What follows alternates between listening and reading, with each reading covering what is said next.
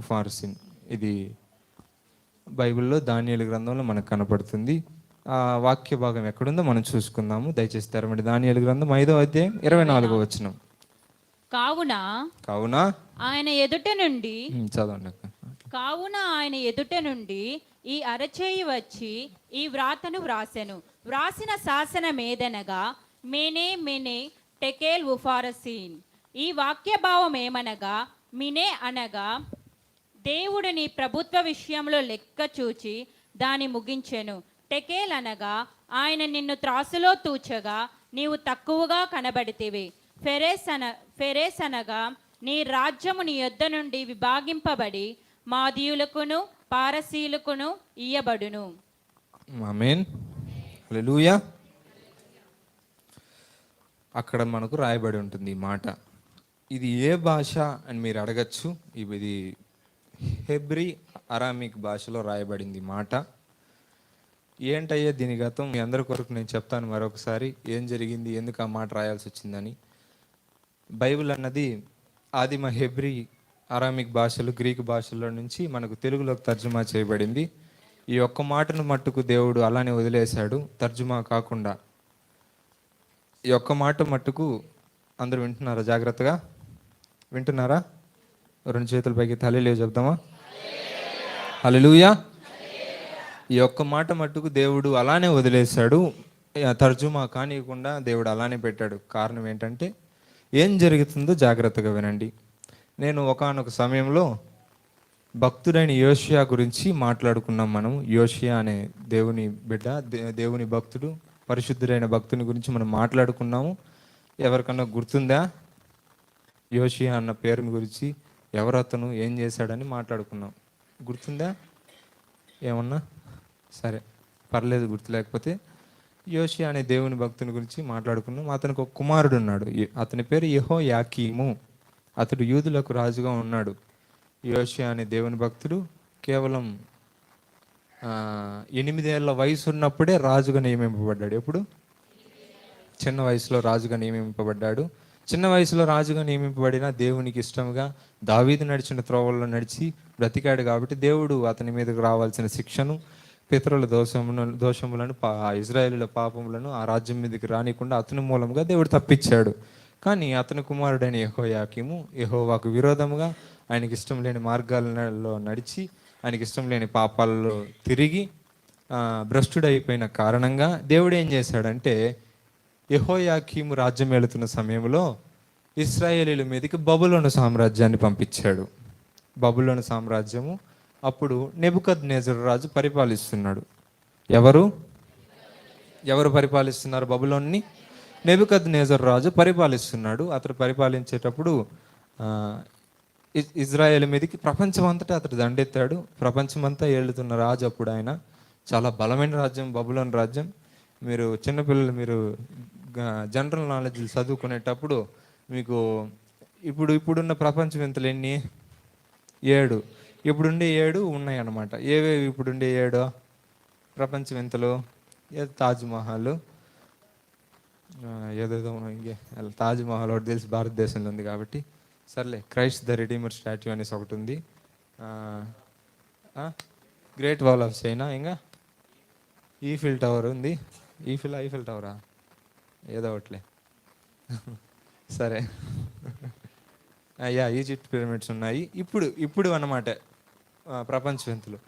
మీరు అదే జనరల్ నాలెడ్జ్లో పిల్లలు, ఇప్పుడున్న ప్రపంచ వింతలు అవి, ముందు కొన్ని ప్రపంచ వింతలు ఉన్నాయి. దాంట్లో మొదటిది బాబిలోనియన్ గార్డెన్స్ అనేసి చెప్పుంటారు. విన్నారు ఎప్పుడైనా? బాబిలోనియన్ గార్డెన్స్ అనేసి విన్నారా? చదువు ఉంటే కదా నేకే అనేసి మీరు అడగద్దండి. ఆ మాట చెప్పుంటారు, అందరికి చెప్తారనమాట. అది బేసిక్, అది జనరల్ నాలెడ్జ్లో. ఆ బాబిలోనియన్ గార్డెన్స్ నిర్మించబడిన దానికి కారణమే ఈ నెబుకద్నెజరు. ఎవరు? ప్రపంచ చరిత్రే బైబిల్ నిజమని నిరూపిస్తుంది. ఆమేన్, హల్లెలూయా. ఆ బాబిలోనియన్ గార్డెన్స్ ఉండేవి. బబులోన్ ఒక రమ్యమైన సామ్రాజ్యము, ప్రపంచంలోనే అతిపెద్ద సామ్రాజ్యము. దయచేసి పిల్లలు గమనించండి ఏం చెప్తున్నాము. బాబిలోనియన్ గార్డెన్స్ అది ఎప్పుడు మనం చూడలేదు, అది ఎట్లుంటుందో కూడా తెలియదు. అయితే ఇంతవరకు ప్రపంచ చరిత్రలో గార్డెనింగ్ అనేది చాలామంది చేసుకుంటారు. అదే తోటలు, గార్డెన్స్ అవి వేసుకుంటారు కదా ఇంటి దగ్గర. నెబుకద్నెజర్ రాజు ఆయన కూడా వాళ్ళ ఇంటికి ఆయన ప్యాలెస్ దగ్గర బాబిలోనియన్ గార్డెన్స్ నిర్మించుకున్నాడు ఆయన కూడా. అది ప్రపంచ ఆకర్షణగా నిలబడింది ఆ దినాల్లో బబులోని సామ్రాజ్యం ఉన్నప్పుడు. బట్ వచ్చిన తర్వాత తదుపరి దినాల్లో మాదీయ పారసీకులు వచ్చి దాన్ని అంతా ధ్వంసం చేశారు. దాన్ని అన్ని నేలమట్టంగా నిర్మూలన చేశారు మాదీయ పారసీకులు. తర్వాత అలెగ్జాండర్, గ్రీక్స్ దేశస్థులు, తర్వాత రోమీలు వచ్చారు. రోమీలు వచ్చిన కాలంలోనే ఏం జరిగిందంటే, రోమీల కాలంలోనే యేసుక్రీస్తు వచ్చాడు మన కొరకు. ఆమేన్, హల్లెలూయా. ఇవన్నీ నేను ఎట్లా చెప్తున్నానంటే, బబులోను సామ్రాజ్యం వచ్చిన వెంటనే దానియేలు దాని గురించి స్వప్నం చూశాడు. ఆమేన్. తర్వాత ఎవరెవరు రాబోతున్నాడు? అలెగ్జాండర్ రాబోతున్నాడు, రోమా సామ్రాజ్యం రాబోతుంది. ఆ రోమీల సామ్రాజ్యంలోని ఆ రాజ్యముల కాలంలోనే పరలోకమందున్న దేవుడు తన రాజ్యాన్ని స్థాపించును.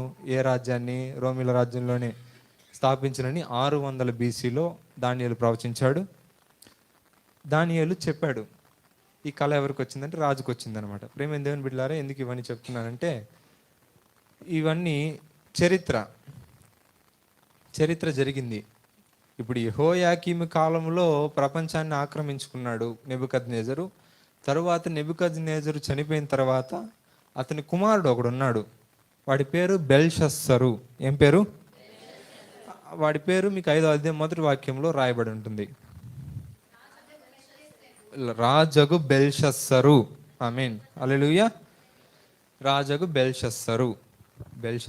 బెల్షస్సరు అనే మాటకు కూడా ఒక అర్థం ఉంది. బెల్ అంటే కొట్టే బెల్ కాదు, స్కూళ్ళల్లో, చర్చిల్లో, గుడిలో కొట్టే బెల్ కాదు. అది బెల్ అంటే వాళ్ళ దేవుడి పేరు అనమాట. మీకు యెషయా గ్రంథంలో ఆ మాట ఉంటుంది, చదవద్దండి, నేను అట్లా చెప్తాను.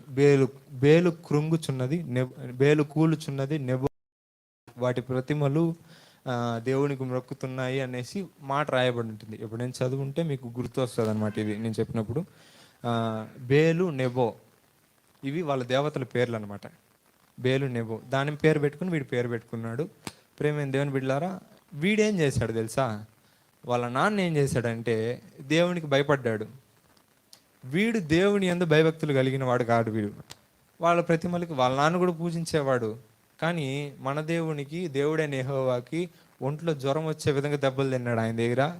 కాబట్టి భయభక్తులు కలిగి ఉన్నాడు. అమ్మా, దానియేలు దేవుని దగ్గరికి మనం పోకూడదు, ఆయన సజీవులకు దేవుడు, ఆయన ఇంకా సజీవుడై ఉన్నాడు, ఆయన గుర్తిరిగాడు. కాబట్టి పట్టించుకోలేదు, దేవుని గురించి భయభక్తులు కలిగి ఉన్నాడు. కానీ ఏం జరిగిందంటే, వీడు వచ్చాడు కదా కొడుకు, అన్ని చూశాడంట. వాళ్ళ నాయనకి ఏ విధంగా దేవుడు దెబ్బలు ఇచ్చాడో చూశాడు. చూసినాడు ఏం చేయాలి? బుద్ధి తెచ్చుకోవాలి. వీడు బుద్ధి తెచ్చుకోకుండా వాళ్ళ నాయన యెహోయాకీము మీద దండెత్తాడే, వచ్చేటప్పుడు గుమ్మం రాలా. వచ్చేటప్పుడు ఏం చేశాడంటే నెబుకద్నెజరు, ఒరే మీరందరూ వెళ్ళి వాళ్ళ దేశస్తుల్ని వెళ్ళి ఇజ్రాయేల్ దేశంలో, ఆ యూదా దేశంలో రాజవంశీకులై ఉండాలి, బహు సౌందర్యం కలిగిన వారై ఉండాలి, తత్వజ్ఞానము, వివేచన, జ్ఞానము, అన్ని సకల విద్యలు యందు ప్రావీణ్యత కలిగిన వారిని పట్టుకొని రండి. ఎక్కడికి? బబులోను సామ్రాజ్యానికి మీరు పట్టుకొని రండి. పట్టుకొని వచ్చి వాళ్ళకు కల్దీయుల భాష, మన విద్యలు, మన అలవాట్లు నేర్పించండి 3 ఏళ్ల పాటు అనేసి బందీలుగా కొందరిని పట్టుకొని వచ్చారు. అట్లా పట్టుకొని వచ్చిన వాళ్ళలో ఒక 4 యూదా దేశం నుండి, యూదుల దగ్గర నుండి 4 వచ్చారు రాజవంశం నుండి. ఎక్కడి నుండి? రాజవంశం నుండి. రాజవంశం అంటే దావీదు రాజవంశమే. అప్పుడున్న రాజవంశం ఎవరిది? దావీదు వాళ్ళదే రాజవంశము. కానీ ఆ రాజవంశంలో అప్పటికి యెహోయాకీము రాజుగా ఉన్నాడు. ఆ రాజవంశంలో బంధువులు ఉంటారు కదా, వాళ్ళు ఒకరిని ఇద్దరిని కట్టుకునేదే. సొలొమోనే 1000 మందిని కట్టుకున్నాడు, అసామాన్యుడు. కాబట్టి అనేక మంది రాజవంశీకులు, రాజకుటుంబీకులు ఉంటారు. ఆ రాజవంశంలో ఒక 4 పట్టుకొచ్చారు. వాళ్ళ పేరు ఏం పేరు అంటే దానియేలు. చెప్తాను వినండి. దానియేలు, హనన్య, మిషాయేలు, అజరయ్య. చెప్పండి. దానియేలు, హనన్య, మిషాయేలు, అజరయ్య. వీళ్ళని పట్టుకొచ్చారు. పట్టుకురావడమే కాకుండా వచ్చేవాడు గమ్మున రాలే. కోతి ఏదన్నా టెంకాయ చెట్టు మీదకి ఎక్కిందనుకో, వచ్చేటప్పుడు గమ్మున వస్తుందా? ఏదో ఒక మటన్ అటు తెంచేసి వస్తుంది అనమాట. లేదంటే కొబ్బరికాయని కింద దన్నేసి వస్తుంది అనమాట. అది కోతి చేతికి పూమాలు ఇచ్చామంటే ఏం చేస్తుంది? మెడలో వేసుకుంటుందా? దానికి ఇష్టం వచ్చినట్టు చింపుతుంది అనమాట. కోతి చేతికి గన్నులు, పూమాలలు ఏది ఇవ్వకూడదో అది ఇవ్వకూడదు అనమాట. ఎందుకంటే కోతి చేష్టలు చేస్తుంది. వీడు ఆల్రెడీ బ్రెయిన్ చెడిపోయినాడు వీడు, నెబుకద్నెజరు. వాడికి చాలా బ్రెయిన్ చెడిపోయింది. ఇప్పుడు ఏదైనా పని చేయలేదు అనుకో, ఆ బాబిలోనియన్ గార్డెన్స్ కానీ రమ్యమైన బబులోను పట్టణాలు కానీ ఎట్టగట్టించాడంటే జనాలు వీడంటే భయపడిపోయేసి వీడికి కాదు కూడదంటే చంపేస్తాడు వీడు, మెంటలోడు వీడు ముందుగానే అనేసి భయపడి కట్టించేసేవాళ్ళు. అంత మెంటలోడు అనమాట వీడు. వీడేం చేశాడంటే పోయినాడు గమ్మున రాకుండా దేవుడి మందిరాన్ని గెలికేసి వచ్చినాడు. దేవుని మందిరాన్ని నాశనం చేసి దేవుణ్ణి ఆరాధించడానికి ఉపయోగించే బంగారు ఉపకరణాలన్నీ పట్టుకొచ్చేసాడు. ఒరే చాలా బాగున్నాయే, చాలా రమ్యంగా ఉన్నాయే, చూడడానికి చాలా బాగున్నాయే.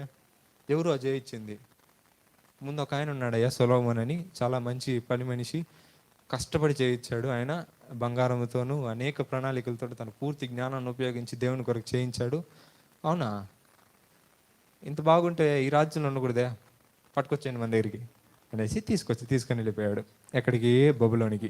దేవుణ్ణి ఆరాధించడానికి దేవుని ఆరాధనలో ఉపయోగించే ఉపకరణములు, గిన్నెలు కానీ ప్లేట్లు కానీ ఇంకా దేవునికి ఏదేదైతే ఉపయోగిస్తారని తీసుకొచ్చేసారనమాట బబులోనికి. తీసుకొచ్చారు, సంతోషం. ఇవి తీసుకొని రాబడింది బబులోనికి. విన్నారా? ఏమేమి తీసుకొచ్చారో చెప్పాను ఇప్పుడు. తీసుకొని రాగా నాయన ఏం చేయలే. ఎవరో నెబుకద్నెజరు ఏమి చేయలే. కొడుకు వచ్చాడు రాజ్యానికి, బెల్షస్సరు. వచ్చిన వాడు గమ్మునుండొచ్చు కదా, భయంకరమైన విందు చేయించాడంట. అందరికీ, అధిపతులకి అధికారులు అందరిని పిలిచి, రండ్రా పార్టీ చేసుకుందాము, మన రాజ్యం రమ్యమైన రాజ్యం, ప్రపంచంలో మనల్ని కొట్టేవాడు లేడు, ఆకాశాన్ని అంటే రాజ్యాన్ని కట్టాం మనము, మనల్ని తాకేవాడు లేడు, ఇంకేం చేస్తాం, అందరిని జయించేసినాక ఖాళీ కదా ఉంటారు. ఖాళీగా ఉంటే ఏం చేయాలనిపిస్తుంది రాజులకి? ఇష్టానికి ఉండాలనిపిస్తుంది, పార్టీలు చేసుకోవాలనిపిస్తుంది. భయంకరమైన విందు చేయించాడంట. విందు చేయించేసి ఫుల్గా త్రాగి ఏదో మిస్ అవుతుందబ్బా, ఏదో కిక్ మిస్ అవుతుందబ్బా అనేసి అనిపించింది వాడికి. ఏం చేశాడు తెలుసా? మా నాయన ఇజ్రాయెల్ దేశం నుండి కొన్ని ఉపకరణాలు తెప్పించినాడే, పట్టుకొచ్చేయండి, దాన్ని కూడా ఉపయోగించడం తాగడానికి. అది ఎవరిది? దేవునిది. అది దేవుని ఆరాధనకు వాడేటివి, దేవుని బలులకు వాడేది, అది పరిశుద్ధమైనది. అది కేవలం లేవీయులు తప్ప, యాజకులు తప్ప ఎవరు ముట్టుకోకూడదు. అది ఇంకెవడు ముట్టుకున్నా దేవాలయ ఉపకరణాలని మందసాన్ని ముట్టుకోవడానికి ఒకటి ఇట్లా చెయ్యి జాపి పడిపోతుందే, ఇటు పట్టుకున్నాడు, వాడు చెయ్యి జాపి పట్టుకునే లోపల అవుతాడు, అట్టు దమ్మని పడ్డాడు, చచ్చిపోయాడు. దేవుడు ఆ విషయాల్లో అంత కఠినంగా ఉంటాడు దేవుడు. వీడేం చేసినాడు? డైరెక్ట్ మందు పార్టీకి లాక్కొని వచ్చామన్నాడు. ఆ ఉపకరణాలని తీసుకొని వచ్చినాడు.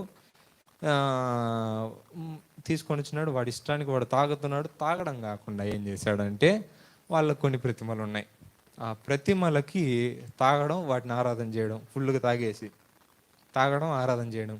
వాడు చేస్తున్నాడు. నైట్ టైం జరుగుతుంది ఇది. అల్లంత దూరంలో ఒక దీపాలన్నీ ఉంటాయి కదా, ఆ రోజుల్లో మనలాగా లైట్లు లేవు. వాళ్ళ దీపాల్లో ఇట్లాంటివన్నీ చేసేవాళ్ళు, దీపాలు పెట్టుకొని, అదే దీవిటీలు చెక్కు పెట్టి ఉంటారు కదా వాళ్ళ గార్డెన్స్లో, రాజులకి తెలుసు కదా మీకు, ఆడాడ చూసుంటారు, ఆడాడగా సినిమాల్లో చూసుంటారు. సరే, ఆ దీవిటీలు పెట్టుంటారు. అల్లంత దూరంలో ఒక పెద్ద గోడ ఉంది, గోడ పెద్దదిగా ఉంది.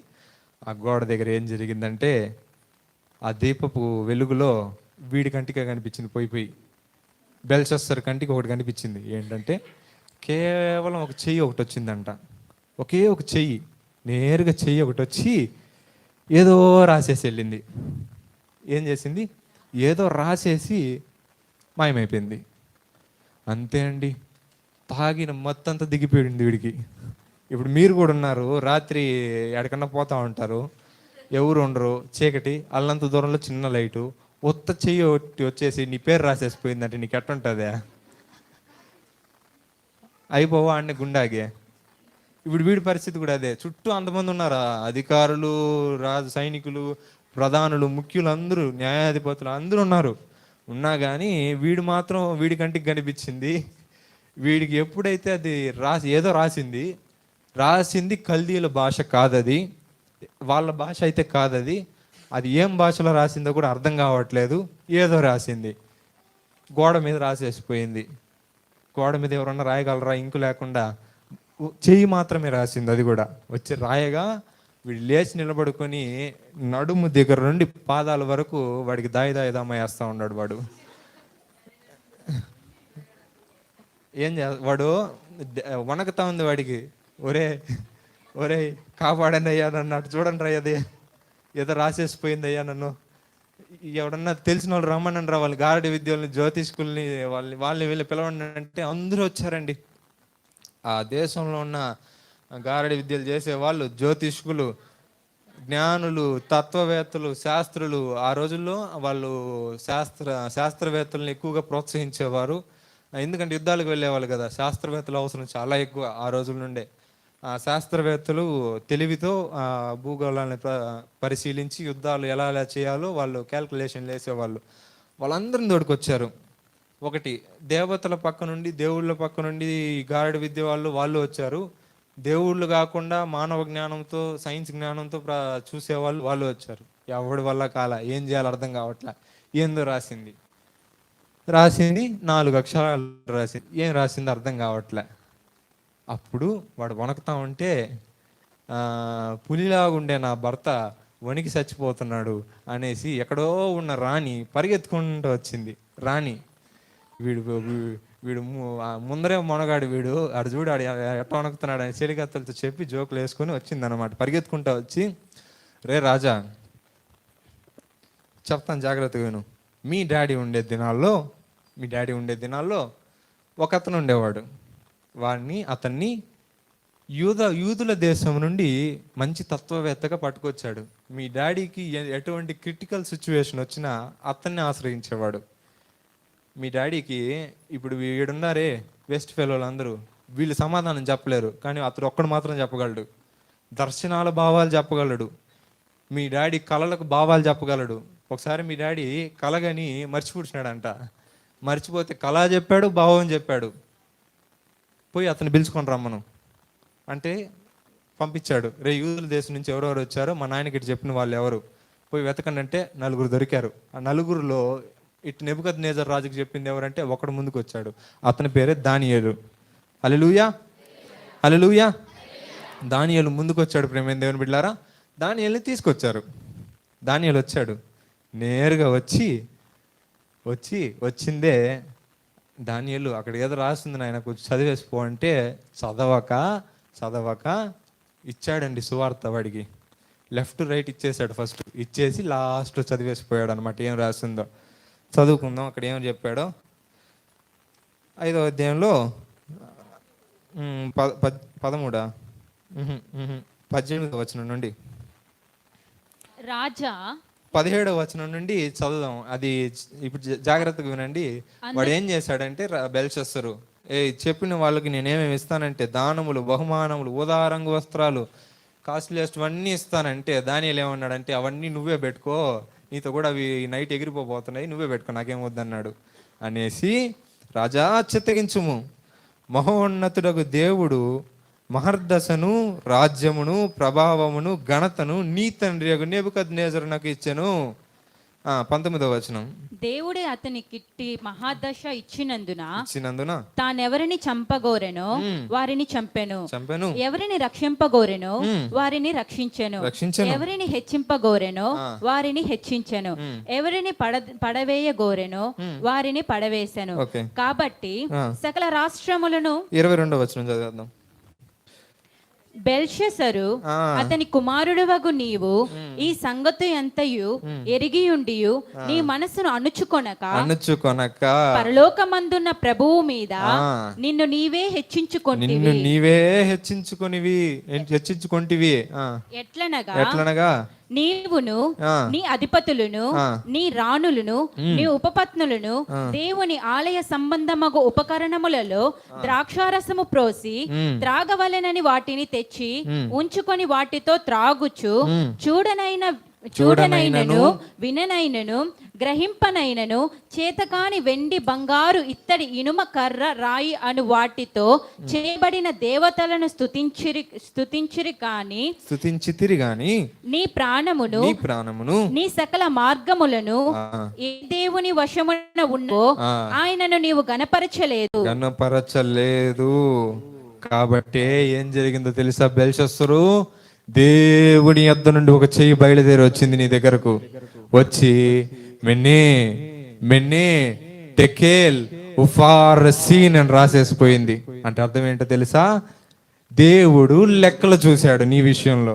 చూడగా త్రాసు వేసి తూకము వెయ్యగా నువ్వు అస్సలు సరిపోలేదు. ఉఫారసిన్ అంటే ఆ రోజుల్లో వాళ్ళకి వొవెల్స్ అనేవి ఉండేవి కదా అరామిక్ భాషలో. కేవలం కాన్సోనెంట్స్ మాత్రమే ఉండేదన్నమాట. ప ర స ఈ 4 అక్షరాలు మాత్రం రాయబడి ఉంది ఇక్కడ. అంటే పారసీకులు వస్తున్నారు, వాళ్ళు ఆన్ ది వే, దారిలో ఉన్నారు. వాళ్ళు గూగుల్ మ్యాప్ వేసుకుని వస్తున్నారు. ఇంకో లెఫ్ట్ తీసుకుంటే అయిపోయావు, నువ్వు రెడీగా ఉన్నారు. వాళ్ళు వస్తున్నారు. ఈ నైట్కి నువ్వు అయిపోబోతున్నావు అంటే ఎవడన్నా ఏం చేయాలండి? దానియేలు, నాకు భయం వేస్తుంది, నీ దేవునికి చెప్పి ప్రార్థిస్తావా, క్షమించమని అడుగుతావా, తెలియక తప్పు చేశాను, ఒకవేళ ఆయన నన్ను శిక్షించమని, రాజ్యాన్ని తీసేయకుండా సహాయం చేయనాయనా అనేసి భయపడతారు. వీడ జైలా, ఓ చాలా చక్కగా ప్రత్యుత్తరం ఇచ్చితివి, చదివితివి, ఇతనికి దాన ధర్మములను అన్నీ ఇచ్చి పంపించండి అన్నాడండి. ఏంది? శిక్షా విధిని ప్రకటిస్తే చదివేసినాడని ఆనందిస్తున్నాడు. నాకు ఆన్సర్ దొరికింది, ఏం రాయబడిందని. ప్రేమైన దేవుని బిడ్డలారా, ఇప్పుడు చెప్పండి, అది రాయబడిన భాష ఏంటంటే అరామిక్ భాషలో రాయబడింది. అక్కడ అరామిక్ భాష ఎవరిది? దానియేలు యొక్క మదర్ టంగ్ అది. హల్లెలూయా, హల్లెలూయా. వింటున్నారు జాగ్రత్తగా? అది ఎవరి తల్లి భాష? యూదులు మాట్లాడే భాష అది, హెబ్రీ భాష అది. ఆ భాష మాట్లాడేది ఎవరు? దానియేలు. వీడికి ఎందుకు తెలియదు? ఆ దేశం మీద యుద్ధం చేశారు, బానిసలు మాట్లాడే భాషలు వీళ్ళు ఎందుకు మాట్లాడతారు? అవునా కదా? బానిసలు వాళ్ళు ఇప్పుడు దేవునికి విరోధంగా పాపం చేయడం వల్ల దేవుడు వాళ్ళని బానిసలుగా మార్చారు. బానిసలు మాట్లాడే భాష ఈ కల్దీలు వీళ్ళు ఎందుకు మాట్లాడాలి? వీళ్ళకి తెలీదు. దేవుడు చూడండి, రాయడమే వాళ్ళ భాషలో రాశాడు, దానియేలు భాషలో. దానియేలు మాత్రమే రావాలి. వచ్చాడు. నాయన, దేవుడు ఈ భూమి మీద మధ్య భాగం నుండి భూ మీద మీ నాన్నకు అధికారం ఇచ్చాడు, నెబుకద్నెజరుకి ఇచ్చాడు. కానీ తనకిష్టం వచ్చినట్టు చేశాడు. వాడు చాలా క్రూరుడే. నెబుకద్నెజరు ఎటువంటి వాడు? చాలా క్రూరుడే. ఇష్టం వచ్చిన వాళ్ళని చంపాడు, ఇష్టం వచ్చిన వాళ్ళని ఇష్టం వచ్చినట్టు చేసేసాడు, రాజ్యాలను ఇష్టం వచ్చినట్టుగా కట్టించుకున్నాడు. బలమైన రాజ్యాలు, బలమైన గోడలు కట్టించి వాటిని గురించి అతిశయపడ్డాడు. వాటిని గురించి మనసున్నది చాలా గర్వించాడు. గర్వించిన కారణంగా దేవుడు ఏం చేశాడంటే వాడిని నేల మట్టానికి కొట్టిదోసి, వాడిని పడద్రోసి గడ్డి మేసేటట్టు చేశాడు. కానీ ఇవన్నీ దగ్గరుండి చూసావు కదా మీ నాయనకి ఏమేమి జరిగాయో. ఇవన్నీ నువ్వు మనస్సును ఉంచుకోలేదు. బెల్షస్సరు, మనస్సును ఉంచుకోలేదు. నువ్వు మనస్సును ఉంచుకోక ఏం చేసావంటే నీవు మీ నాన్న కంటే అధికంగా ద్రోహం చేసావు. మీ నాన్న గర్వపడ్డావు. నువ్వేం చేసావు తెలుసా? దేవునికి మించి వెళ్ళిపోవాలని దేవుడిని దాటి వెళ్ళిపోయావు. నువ్వు వెళ్ళిపోయావు. వెంటనే దేవుడు నీ లెక్కలు చూసేశాడు. దేవుడి లెక్కలు చూడగా నువ్వు సరిపోలేదు. ఈ రాత్రికి రెడీ అయిపో, నీకు పాడి కట్టాల్సి వస్తుంది అని చెప్పాడండి. ప్రేమైన దేవుని బిడ్డలారా, గమనించండి, దానియేలు చెప్పాడు. ఆ రాత్రి ఏం జరిగిందంటే మాదీయుడైన దర్యావేషు బబులోను సామ్రాజ్యం మీద దండెత్తి వచ్చి ఒక్కరిని వదలకుండా అందరినీ తుత్తునీలుగా కొట్టి చంపేశాడు. బెల్షస్సరు కూడా చచ్చిపోయాడు. చచ్చిపోయిన వెంటనే మా దేశానికి, పారసీకుల దేశానికి, ప్రపంచ దేశాల అధికారం అనేది వెళ్ళిపోయింది. చక్రం తిప్పింది ఎవరు? రాజ్యాలను అధికారంగా మార్చింది ఎవరు? దేవాతి దేవుడు అండి. హల్లెలూయా. ప్రపంచ చరిత్ర నిర్మించబడింది కేవలం నా దేవుని మీదనే, దేవుని మాట మీదనే. హల్లెలూయా. చేయొచ్చి రాసింది కదా. ఎక్కడి నుంచి వచ్చిందని చెప్పాడు దానియేలు? దేవుని యొద్ద నుండి వచ్చిందంట. చెయ్యి మాత్రమే వచ్చింది మాట్లాడడానికి. ఇప్పుడు మాట్లాడిన భాషలో మెనే అన్న మాటకు అర్థం ఏంటంటే లెక్కించబడింది. మెనే అన్న మాటకు అర్థం ఏంటి? లెక్కించబడింది. టెకేల్ అన్న మాటకు అర్థం ఏంటంటే తూచబడింది, త్రాసులో త్రోచబడడం. అక్కడ దానియేలు ఏం మాట్లాడాడు? చదవండి దయచేసి 25వ వచనం. ఈ వాక్య భావం ఏమనగా, మినే అనగా దేవుడి నీ ప్రభుత్వ విషయములు లెక్క చూచి దాని ముగించెను. టెకేల్ అనగా ఆయన నిన్ను త్రాసులో తూచగా నీవు తక్కువగా కనబడితివి. ఫెరేస్ అనగా నీ రాజ్యం యొద్ద నుండి విభాగింపబడి మాదీయులకును పారసీలకును ఇయ్యబడును. అది మెనే అనగా లెక్కించబడింది, టెకేల్ అనగా తోచబడింది, ఉఫారసిన్ అనగా విభాగింపబడింది. ఏమైంది? నాతో కలిసి చెప్తారా? ఈ వాక్య బాగా నేర్చుకుంటారా? మెనే అనగా లెక్కించబడింది, టెకేల్ అనగా తోచబడింది, ఉఫారసిన్ అనగా హల్లెలూయా. ఈ వాక్య భావాన్ని దేవుడు ఇచ్చాడు. ప్రేమైన దేవుని బిడ్డలారా, గమనించండి. దానియేలు ఈ మాట చెప్పాడు కదా, దేవుడు తూకం వేశాడు అన్నారు కదా. ఎట్లా వేసి ఉంటాడు? తూకము ఎవరిని వేశాడు? ఇంతకు చెప్పండి. తూకాన్ని ఎవరి గురించి వేశాడు? ఎవరిని వేశాడు తూకంలో? బెల్షస్సరుని వేశాడు. ఇంతసేపు చూసింది ఎవరిని? బెల్షస్సరు. ఆయన తూకం వేశాడు. ఇప్పుడు ఎవరన్నా ఏదైనా తూకం వేస్తున్నారంటే లెఫ్ట్ రైట్లో ఏదో ఒకటి పెడతారు కదా. ఒకటి ఆ లెఫ్ట్లో లేదంటే రైట్లో ఎవరిని వేశాడు? బెల్షస్సరు. అదర్ సైడ్ ఏం వేశాడు ఆయన? తెలుసుకుందామా? ఆయన ఏదో పెట్టి మెజర్ చేస్తున్నాడు. ఇప్పుడు నువ్వు కూడా మా కిలో బియ్యం పిండి లేదంటే గోధుమ పిండి ఇవ్వమని అంగిల్లో పోయి అడిగావు అనుకో, ఏం చేస్తారు? ఒక పక్క ఏం చేస్తారు?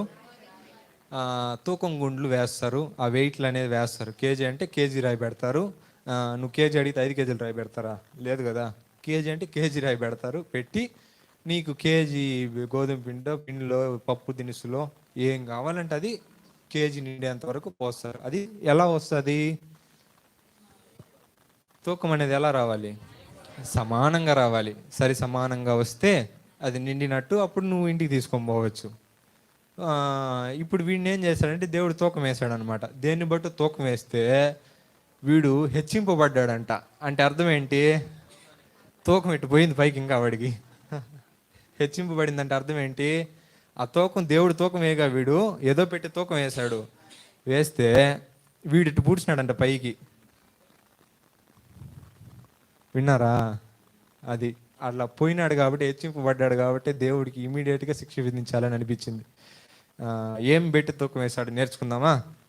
నేర్చుకోవాలంటే భక్తుడైన యెహెజ్కేలు దగ్గరికి వచ్చేద్దాం. యెహెజ్కేలు గ్రంథం 7వ అధ్యాయం 3వ వచనం.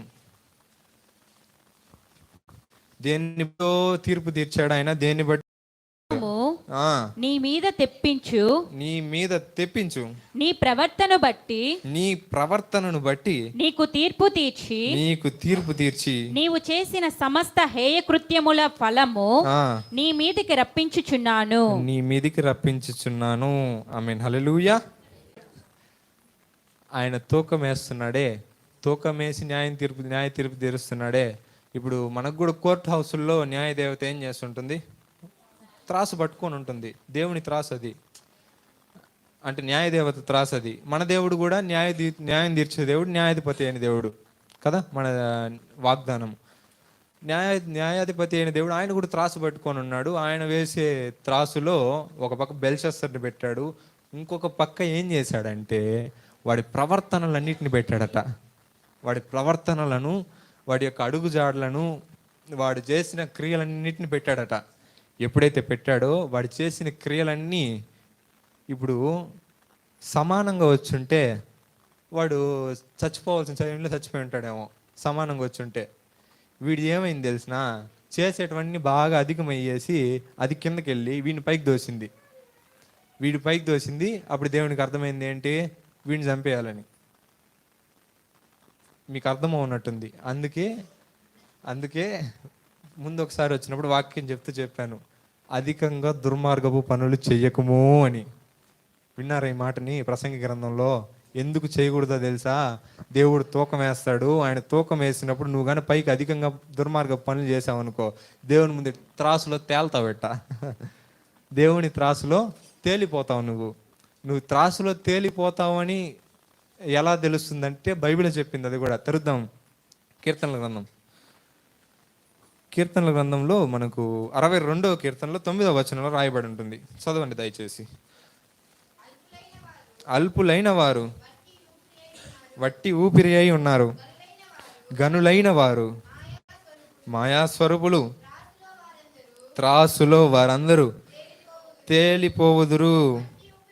వట్టి ఊపిరి కన్నా అలకనగా ఉన్నారు. అల్పులైన వారు వట్టి ఊపిరై ఉన్నారు, గనులైన వారు మాయా స్వరూపులు. ఏ రోజు ఎవడుంటాడో తెలియదు నీకు నాకు తెలియదు. ఎందుకంటే దేవుడు రోజు రోజుకి ప్రతి ఒక్కరిని తూకం వేస్తున్నాడు, త్రాసు వేస్తున్నాడు. ఆయన త్రాసు వేసినప్పుడు నువ్వు కానీ తేలి పైకి వచ్చావు అనుకో, ఆ రోజే నీకు మరణదినం అని గుర్తుంచుకోండి. ఈ రోజున అనేక మంది నేటి దినాల్లో అనేక మంది ఎవరికి మరణం సంభవిస్తుంది, ఎప్పుడు సంభవిస్తుందో అర్థం కాని పరిస్థితి. వింటున్నారా జాగ్రత్తగా? నేను చెప్తున్నది అర్థమవుతుందా? నేను ఇంకా లోపలికి దిగలేదు. దానియేలు గురించి నేను మాట్లాడాలి ఇంకా అనేకంగా. దానియేలు గ్రంథంలో మొదటి 6 అధ్యాయాలు చాలా ప్రాముఖ్యం. ఎందుకంటే మొదటి 6 అధ్యాయాల్లోనే ప్రపంచ చరిత్ర మొత్తం దేవుడు నింపేశాడు. ఆమేన్. కాబట్టి జాగ్రత్తగా ఆలకించండి. ఈ ఒక్క రోజులో అయ్యే సబ్జెక్ట్ కాదు, నాకు వీలైనంత వరకు నేను చెప్తాను ఈ రోజున. కాబట్టి జాగ్రత్తగా ఆలకించండి. ఇది కూడా మన యొక్క వాగ్దానానికి సంబంధించిన కంటిన్యూషనే. విన్నారా? మన వాగ్దానం ఏంటి? న్యాయాధిపతి అయిన దేవుడు ఆయన, మన శాసనకర్త ఆయన, మన రాజు ఆయన. హల్లెలూయా. దానికి సంబంధించిన కంటిన్యూషనే ఇవన్నీ. వాక్య భాగాలన్నీ యూట్యూబ్లో మీకు పెట్టాము కదా, అన్నీ ఒక ప్లేలిస్ట్ చేసి పెడతాం యూట్యూబ్ ఛానల్లోని. మీకు వినాలనిపిస్తే వరుసగా వినుకోవచ్చు. న్యాయాధిపతి అయిన దేవుడి గురించి, ఆయన గురించి తెలుసుకోవాలంటే.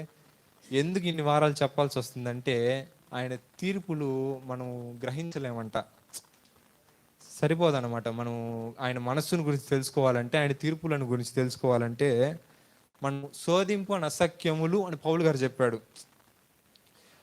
ఆయన తీర్పులంట శోధింపు అసఖ్యములు, అయినా మనం శోధించాలి. ఆయన మనస్సును, ఆయన తీర్పులను మనం శోధించి తెలుసుకోవాలి. దావీదు తెలుసుకున్నాడు ఆయన తీర్పులను గురించి. ప్రేమైన దేవుని బిడ్డలారా గమనించండి. త్రాసులో అందరూ తేలిపోతారు. దేవుడు ఇతని త్రాసులో పెట్టగా ఇతడు తేలిపోయిన కారణంగా అకాల మరణం చెందాడు. ఇతని దుర్మార్గ క్రియలను బట్టి ఏం చేశాడు? అకాల మరణం చెందాడు. ప్రేమైన దేవుని బిడ్డలారా, ఇక్కడ మనం నేర్చుకోవాల్సింది ఏంటంటే, గనుడు గతించాడు. గనుడు ఏమయ్యాడు? అతనికి ముందున్న అతని తండ్రి గనుడే, ప్రపంచ దేశాలు ఏలిన గనుడే గతించిపోయాడు. కానీ ఎవరు నిలబడుకొని ఉన్నారు తెలుసా? దానియేలు అతని 3 స్నేహితులు మాత్రం నిలబడుకొని ఉన్నారండి. ఆమేన్. వాళ్ళు మాత్రమే ఆ రాజ్యములో నిలబడుకొని ఉన్నారు. వాళ్ళ సింహాసనం మాత్రం తొలగలేదు. నెబుకద్నెజరు దగ్గర ఎటువంటి సింహాసనం కలిగి ఉన్నారో, వాళ్ళ కొడుకైన బెల్షస్సరు దగ్గర అదే సింహాసనం. తర్వాత రాజ్యం పడగొట్టబడింది కదా, అందరిని చంపేస్తారు కదా. రాజ్యం మీదకి యుద్ధం ఎవరైనా వచ్చారంటే ఆ రాజ్యం నుండి వారు అందరిని చంపేస్తారు కదా. వీళ్ళు చచ్చిపోలేదండి. దర్యావేషు మాదీ పారసీకుడైనా చనిపోకుండా ఏం జరిగింది తెలుసా? దానియేలు సింహాసనం మాత్రం అలానే ఉండింది. హల్లెలూయా, హల్లెలూయా. ఎందుకు ఇలా దేవుడు పెట్టాడు తెలుసా? ఎందుకు ఇలా పెట్టాడు తెలుసా? ఆయన క్రియలు. దేవుడు దేన్ని బట్టి తూకం వేస్తాడు? ప్రవర్తనను బట్టి, క్రియలను బట్టియే కదా. కాబట్టి మన ప్రవర్తన విషయంలో జాగ్రత్తగా ఉండాలి. ఆయన సర్వలోక న్యాయాధిపతి ఆయన. ఆమేన్. ఇంతకీ దానియేలు ఏం చేశాడండి అంతగా హెచ్చించడానికి? ఆయన ఏం చేశాడు? సింహాసనం తొలగకుండా ఎన్ని రాజ్యాలు మారినా కోరేషు ఏలుబడి వరకు బ్రతికున్నాడంట దానియేలు. ఎవరు ఏలుబడి వరకు? మాదీ పారసీకుడైన కోరేషు ఏలుబడి వరకు బ్రతికున్నాడు దానియేలు. అంతవరకు ఆయన సింహాసనం ఎలా ఉండిందో రోజు రోజుకి ఆశీర్వదింపబడుతూనే ఉండింది. కానీ ఎప్పుడు కానీ ఈ బెల్షస్సర్ లాగా మధ్యంతరంలో కట్ ఆఫ్ అయిపోవాలి ఆయన. దానియేలు కానీ అతని స్నేహితులు కానీ ఏం చేశారు అని మనం ఆలోచిస్తే, మనకు మొదటి అధ్యాయం నుంచి దేవుని కొరకు ఎట్లా నిలబడినారో మనకు తెలుస్తుంది. తీసుకొచ్చారు కదా, ఎక్కడి నుండి తీసుకొచ్చారు? యూదా దేశం నుంచి పట్టుకొచ్చారు కదా వీళ్ళని. ఫస్ట్ చేసిన పని ఏంటో తెలుసా? ఇప్పుడు మిమ్మల్ని గాన ఎవరైనా చెరగొని పోయారనుకో, పాకిస్తాన్కి తీసుకెళ్ళిపోయారు, మిమ్మల్ని ఏం చేస్తారు? అమ్మా వచ్చేసినామమ్మా, ఉగ్రవాదులు ఉండే చోటికి, ఈ చచ్చిపోయే బదులు మనమే కొంచెం ఊపిరి బిగబెట్టుకొని చచ్చిపోదాం అని అనుకుంటాం కదా మనమా. అవునా కాదా? శత్రువుల దేశానికి వెళ్తే వీళ్ళని చెరగొని వచ్చారు, సంఖ్యలతో బంధించుకొని వచ్చారు. ఏం చెప్పారు తెలుసా? చూడడానికి బాగుండాలి, శరీర సౌందర్యం కలిగి ఉండాలి, శరీర సౌందర్యం దేహదారుఢ్యం కలిగి ఉండాలి, జ్ఞానవంతులై ఉండాలి, తత్వజ్ఞానం అన్ని జ్ఞానాలు ఉత్తీర్ణులై ఉంటే వాళ్ళని పట్టుకోరండి అంటే వీళ్ళని పట్టుకొచ్చారు. ఎవరిని? నలుగురేనా? లక్షల మంది జనాభాలో. యూదులది దేశం అండి అది. దేశం అంటే 1-2 ఉంటారా? లక్షల మంది ఉంటే వీళ్ళు 9 మాత్రం ఎంపిక అయ్యారు రాజవంశం నుండి. ఎంతమంది? నలుగురు. వీళ్ళు నలుగురిని మాత్రం పట్టుకొచ్చారు. అంటే చూడండి, దేహదారుడి విషయంలో కానీ జ్ఞాన విషయంలో కానీ అన్నీ ఉత్తీర్ణులై ఉన్నారు. ఇంతకీ వాటి మీదనే వాళ్ళు కాన్సన్ట్రేట్ చేసి దేహదారుడిని ఏదన్నా వాడుంటారులే అయ్యా, వాళ్ళకేమి డబ్బు ఉంటుంది కదా, రాజవంశీకులు కదా, అన్నీ కలిగి ఉంటారు, వాళ్ళు బాగా అయి ఉంటారు అని మీరు అడగచ్చు. వాళ్ళకి సహాయంగా ఉండింది దేవాతి దేవుడు అండి. హల్లెలూయా. ఉన్న దాంట్లో బాగుండాలి. దానియేలు దగ్గర నుంచి మనం నేర్చుకోవాల్సింది ఏంటంటే, ఉన్న దాంట్లో బాగుంటే చాలన్నమాట. వచ్చారు కదా కల్దీయుల దేశానికి, రాగానే దేవుడు ఏం చేశాడంటే వీళ్ళకి తోడే ఉన్నాడు. తోడే ఉండగా కల్దీయుల భాషలు, కల్దీయుల అలవాట్లు నేర్పించాలని వీళ్ళకి ఏం చేశారంటే, మీరు పేర్లు మార్చుకుంటారు ఫస్ట్. ఇప్పుడు జాగ్రత్తగా వినాలి. నెబుకద్నెజరు ఏం చేశారంటే, వాళ్ళు వచ్చిన ప్రతి ఒక్కరు వాళ్ళ వాళ్ళ దేశస్తుల పేర్లు, వాళ్ళ వాళ్ళ దేవుళ్ళ పేరు పెట్టుకుంటారు. మీరేం చేయాలంటే వచ్చిన వారందరికీ పేర్లు మార్చేయాలి. ఏం చేయాలి? పేరు మార్చాలని చెప్పగా వచ్చారు. ఒక నపుంసకుడు వచ్చి, అయ్యా మీ పేర్లు మారుస్తున్నాం అని చెప్పి దానియేలుకి బెల్తెషాజరు అని పేరు పెట్టారు. ఇంకా హనన్యాకు షద్రక్ అని పేరు పెట్టారు. మిషాయేలునకు మేషాక్ అని పేరు పెట్టారు. అజర్యాకు అబేద్నెగో అనియు పేరు పెట్టారనమాట. బెల్తెషాజర్ అంటే బేల్ అనగా ఇంతకుముందే చెప్పాను, వాళ్ళ దేవత పేరు బేలు అనే దేవత పేరు దానియేలుకి పెట్టారు. ఈ పేర్లు మనం ఎప్పటికి పెట్టుకోకూడదు అనమాట. మనలో కూడా చాలా మంది క్రైస్తవులు తెలియకుండా షద్రక్ అని, మేషాక్ అని పెట్టుకుంటారు. తప్పది. అది ఎప్పటికి కానీ కరెక్ట్ కాదు. ఎవరన్నా ఉన్నారా మేషాక్ అనే పేర్లలో, షద్రక్ అనే పేరులో? దయచేసి మార్చుకోండి. ఏమని పెట్టుకుంటారు? షద్రక్ ముందు పేరు దేవుని పేరు హనన్య అని మార్చుకోండి దయచేసి. ఎందుకంటే దానియేలు అనే పేరు అర్థం ఏంటో తెలుసా? దేవుడు నా న్యాయాధిపతి అని. ఆమేన్, హల్లెలూయా. దేవుడు నా న్యాయాధిపతి. హనన్య అనే పేరుకు అర్థము యెహోవా దయామయుడు. యెహోవా, హనన్య అనే పేరుకు అర్థం యెహోవా దయామయుడు. మిషాయేలు అనే పేరుకు అర్థము దేవునికి సమ్ములు ఎవరు లేరయ్యా. ఇది అనమాట ఆయన పేరు. ఎంత బాగున్నాయి కదా. దేవునికి సమ్ములు ఎవరు లేరు, ఆయనకి సమానంగా ఎవరు లేరని. ఎవరన్నా సమానంగా కాగలరా ఆయనకి? మిషాయేలు అని పేరు నాకు అర్థం అది. తర్వాత అజర్యా అనే పేరుకి అర్థము యెహోవా ఆదుకొనును. యెహోవా ఆదుకొనును. విన్నారా? వీలైతే రాసుకోండి యూట్యూబ్లో చూసి. నేను ఇంకోసారి చెప్పను, టైం అవుతుంది. సరే, ప్రేమైన దేవుని బిడ్డలారా, వాళ్ళ పేర్లు బెల్తెషాజరు, షద్రక్ అని పేరు పెట్టారు. మెషాకు, అబేద్నెగో అని పేరు పెట్టారు. బెల్తెషాజర్ అంటే దేవత పేరు. షద్రక్ అంటే వాళ్ళ సూర్యదేవత పేరట. షద్రక్ అంటే ఏంటి? వాళ్ళు సూర్యునికి పూజించేవారు, సూర్యదేవత పేరు. మేషాకు అంటే శుక్రుడు, వాళ్ళ గ్రహాలను పూజించేవాళ్ళు, శుక్ర గ్రహం సంబంధించిన దేవతకి పేరు. అబేద్నెగో అంటే అది కూడా ఆ నెగో అన్నది నెబో అన్నది వాళ్ళ దేవత. ఆ నెగో అనేది నెబో అని కూడా పిలుస్తారు వాళ్ళు. నెబో అనేది వాళ్ళ దేవత పేరు అనమాట. వాళ్ళు కూడా, అది కూడా ఒక అనేక దేవుళ్ళలో, బబులోని దేవుళ్ళలో అది కూడా ఒకటి అనమాట. కాబట్టి ఈ పేర్లు మనం పెట్టుకోకూడదు, కానీ ముందు చెప్పిన పేర్లు మనం మార్చుకోవాలి. హల్లెలూయా. ఎందుకు ఎంత చెప్పాను తెలుసా? ఇవన్నీ మార్చగా ఇప్పుడు మనం చదువుతున్నాం దానియేలు గ్రంథం. ఆ దానియేలు గ్రంథము బెల్తెషాజరు గ్రంథం అని రాయబడలే. హల్లెలూయా. పేరు మార్చాడు కదా, బెల్తెషాజరు అని గ్రంథం అని రాసుకోవచ్చు కదా, రాయబడలేదు. ఎందుకు రాయబడలేదు? దానియేలు గ్రంథం అనే పెట్టుకున్నాడు. రాజు ముందుగానే మెంటలోడు, వాడికి ఎప్పుడు తిక్కలేకుందో వాడికి తెలీదు. అంత మెంటలోడైన రాజు దగ్గర కూడా ధైర్యంగా నిలబడి, నేను పేరు మార్చుకోను, దానియేలు గ్రంథమే, నా పేరు దానియేలే, నా పేరు హనన్యానే, నా పేరు మిషాయేలే, నేను మార్చుకోను అనేసి నిలబడ్డారండి. ఎందుకు చెప్తున్నాను తెలుసా? నేటి దినాల్లో వీళ్ళని ఎప్పుడు తెలుసా పట్టుకొచ్చింది? ఒకనొక దైవ సేవకుడు చెప్పాడు, ఒక 17 ఏళ్ల వయసు ఉన్న బాలురుగా ఉండేటప్పుడు పట్టుకొచ్చేసారండి చెరగొని వెళ్ళి. 17 ఏళ్ళు ఉండేటప్పుడు. ఎవరైనా ఉన్నారా 17 ఏళ్ళ పిల్లలు ఇక్కడ? 17 ఇయర్స్ కానీ 18 ఇయర్స్ కానీ? సర్లే, ఎవరు లేరంటే వదిలేయండి. సర్లే, నేనే అనుకోండి, ఒక 17 ఏళ్ళు అనుకోండి. సరే, ఒక 17 ఏళ్ళ బాలురుగా ఉండేటప్పుడు పట్టుకొచ్చారు వెళ్ళి. అంటే ఒక ఇంటర్మీడియట్ చదివే పిల్లలు. మీ పిల్లలు ఎవరిని ఇంటర్మీడియట్ చదివి పెట్టుకుంటే వాళ్ళకి తెలుస్తుంది. ఇంటర్ చదివే ఎద్దులు ఉండారు ఏయ్. మనుషులారా మీరు రే. సరే ఉన్నారా ఇంటర్ సరే ఇద్దరు లేచి నిలబడతారా? ఇంటర్ చదివే వాళ్ళు ఎలా ఉంటారో వీళ్ళకి ఏమన్నా తెలుస్తుందా అండి? చెరగొని వెళ్తే పిల్లల్ని ఇట్లా ఉండేటప్పుడు పట్టుకెళ్ళిపోయారు వాళ్ళని చెరగొని. దానియేలు వాడు దానియేలు అనుకోండి, ఒక మిషాయేలు అనుకోండి, దేవునికి స్తోత్రం కలుగును గాక. ఇలా ఉన్నప్పుడు చెరగొని సంఖ్యలతో తీసుకెళ్ళేవారు. వాళ్ళు ఇలా ఉండేటప్పుడే సౌందర్యంగా దేహాలు దారుఢ్యంతో పెట్టుకొని ఉండేవాళ్ళట. విన్నారా? ఇటుండేటప్పుడే వాళ్ళ సౌందర్యము వాళ్ళ దేహదారుఢ్యము ఉండేదట వాళ్ళకి.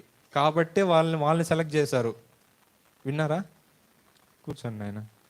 మీరేం అర్థం చేసుకోవాలి తెలుసా? దేవుని నమ్మిన బిడ్డలు ఎప్పుడు కానీ గబ్బు మొహాలు వేసుకొని ఉండకూడదు, పీడ మొహాలు వేసుకొని ఉండకూడదు. అర్థమైందా? అర్థమైంది నేను చెప్పింది? చూడండి, చూడగానే సెలెక్ట్ చేశారు. రేపు నువ్వు ఇంటర్వ్యూల్లో దానికి దీనికి పోయినావంటే నువ్వు పీడ మొహం వేసుకొని పోయినావంటే అట్టిదే. నా దగ్గర డబ్బులు లేవు, డబ్బులు ఉంటే నేను బ్యూటీ పార్లర్కి పోదును, నువ్వు పోన అవసరం లేదు, నీకుండే సంతూర్ సబ్బుతోనే కొంచెం రోజుకు 2 సార్లు స్నానం చేయడము ఏదో చెయ్యి, నీట్గా ఉండు, ఉన్న డబ్బుతోనే నీట్గా ఉండు. విన్నారా? ఒక తల్లి వచ్చి బాధపడుతుంది, అయ్యా మా ఓడి స్నానం చేసి వారం అవుతుంది అయ్యా. క్రైస్తవుల లక్షణం ఇది. దానియేలు అతని స్నేహితులు చూడండి దేహం విషయంలో ఎలా పాటిస్తున్నారు. ఎందుకు ఈ మాట చెప్తున్నానంటే, క్రైస్తవులు అంటే దేవుని పిల్లలు ఎప్పుడు కానీ మొద్దుల్లా కూర్చొని ఉండలే, సోమరిపోతుల్లా కూర్చొని ఉండలే. పోయి వెయిట్లు ఎత్తేదో దేహదారుఢ్యం ఎలా వస్తుంది? ఒక 4 వెయిట్లు ఎత్తడము, లేదా జిమ్కో పో, నీ ఇష్టం. ఎందుకు జిమ్ అని ఎందుకు అన్నానంటే, అనేక మంది మిస్టర్ యూనివర్స్ పోటీలు జరుగుతాయి తెలుసు కదా. Mister Olympia, mister universe. ఈ సంవత్సరం మిస్టర్ యూనివర్స్, మిస్టర్ ఒలింపియా అయింది. డెరెక్ లాన్స్ఫర్డ్ అనేసి ఒక ఆయన అయ్యాడు. అతని అకౌంట్ ఓపెన్ చేసి చూస్తే దేవుణ్ణి గాడ్ ఫస్ట్ అనేసి పెట్టుకొని ఉన్నాడు. ఏ పోస్ట్ పెట్టినా నేను గెలిచాను, కారణం నా వెనక ఉండింది, నన్ను బలపరచువాని అంది నేను సమస్తం చేశాను కాబట్టి. హల్లెలూయా. వెయిట్లు ఎత్తే పోటీల్లో ఆ వెయిట్లు ఎత్తే ప్రతి ఒక్కరు యేసుక్రీస్తుని నమ్ముకొని ఆయన వాక్యాలు పెడుతున్నారు. ప్రతి ఒక్కరు ఆ మిస్టర్ యూనివర్స్ పోటీల్లో వెళ్ళేవాళ్ళు. విన్నారు ఇది? ఎందుకంటే మన దేవుడు యేసుక్రీస్తు ఏం చేసేవాడు? వడ్రంగి పని అంటే ఏంటి? వెయిట్లతోనే కదా. ఆయన పాటించేవాడు. ఆయన 10,000 అతి సుందరుడికి ఎట్టున్నాడు? ఇప్పుడు నిన్ను దేహదారుఢ్యం మెయింటైన్ చేసేమనలా, పోయి ఒక 4 వెయిట్లు ఎత్తు, హుషారుగా ఉంటావని. నిన్ను నువ్వు బిజీగా పెట్టుకో, అప్పుడు నీకు పాపానికి నీకు తావు ఉండదు. 9 నుంచి 6 వరకు కాలేజీలో ఉంటావు. ఏం జరుగుతుంది? 6-6:30 ఇంటికి వస్తారు కదా, పోయి దూరతారనమాట బెడ్రూమ్లో పోయి దూరుకొనేసి 9 గంటల వరకు వాళ్ళ ఇష్టం.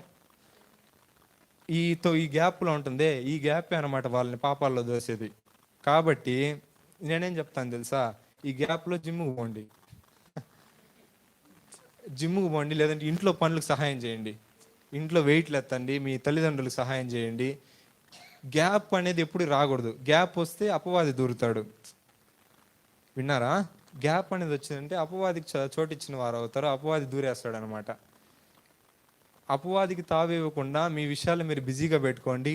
మీరు ఇంటికి వస్తారు కదా, మీరు ఒకవేళ మీ ఇష్టం దేహదారుఢ్యానికి సంబంధించి మిమ్మల్ని మీరు కేర్ తీసుకోవడానికి, మిమ్మల్ని మీరు సౌందర్యంగా పెట్టుకోవడానికి మీ ఇష్టానికి ఏదైనా చేసి ఇంటికి వచ్చి తిని కూర్చొని ప్రార్థన చేసి పడుకోండి.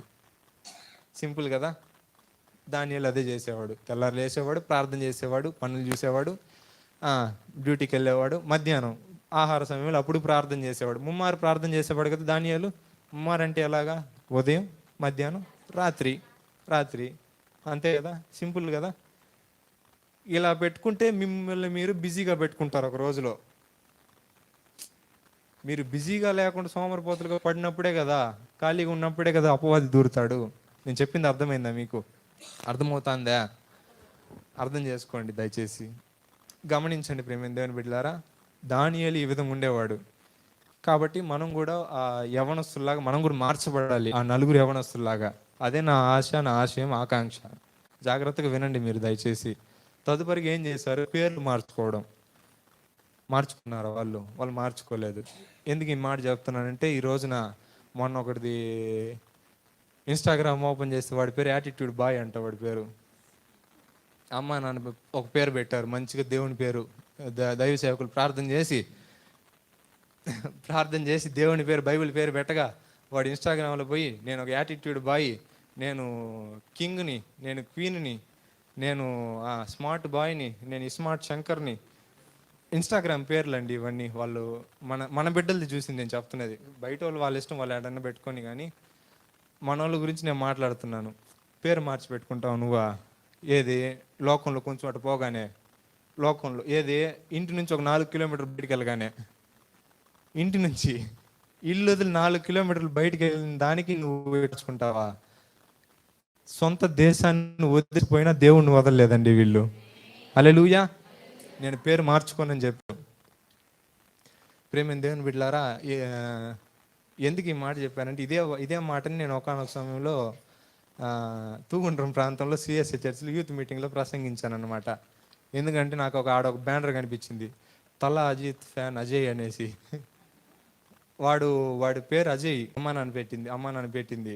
వీడు ముందర తల అజిత్ ఫ్యాను అనేసి వీడు యాడ్ చేసుకున్నాడు అనమాట బ్యానర్లో.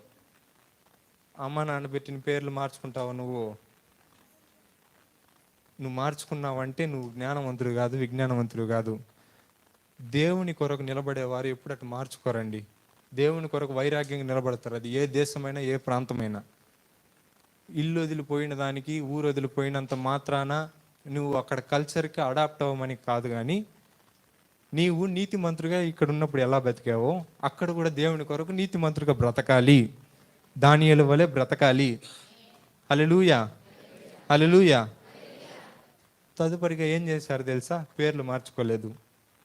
నెక్స్ట్ ఏం చేశారంటే ఆహార పదార్థాలు. ఏంటి? ఆహార పదార్థాలను సప్లై చేయగా వాళ్ళు ఏం చేశారంటే, మేము తినమది. ఎందుకంటే ఆ రోజుల్లో బబులోని దేశస్తులు ఏం చేసేవారు తెలుసా? వాళ్ళు విగ్రహాలకు ఫస్ట్ అర్పించేవారట. అర్పించి తదుపరిగా అందరూ తినడానికి తీసుకొచ్చేవాళ్ళు. కాబట్టి పోయి వేడుకున్నాడు, అయ్యా మేము తినము, మీరు మాంసాహారాలు పెట్టండి, ద్రాక్ష రసం పోయండి, ఏమన్నా చేయండి, మీ ఇష్టం. ఎందుకంటే అనేక మంది సలహాలు ఇస్తారనమాట యవనస్తులకి.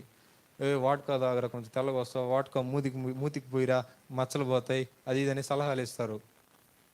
సలహాలు వచ్చుంటాయి మీకు కూడా, మీకు తెలియనట్టు చూడకండి.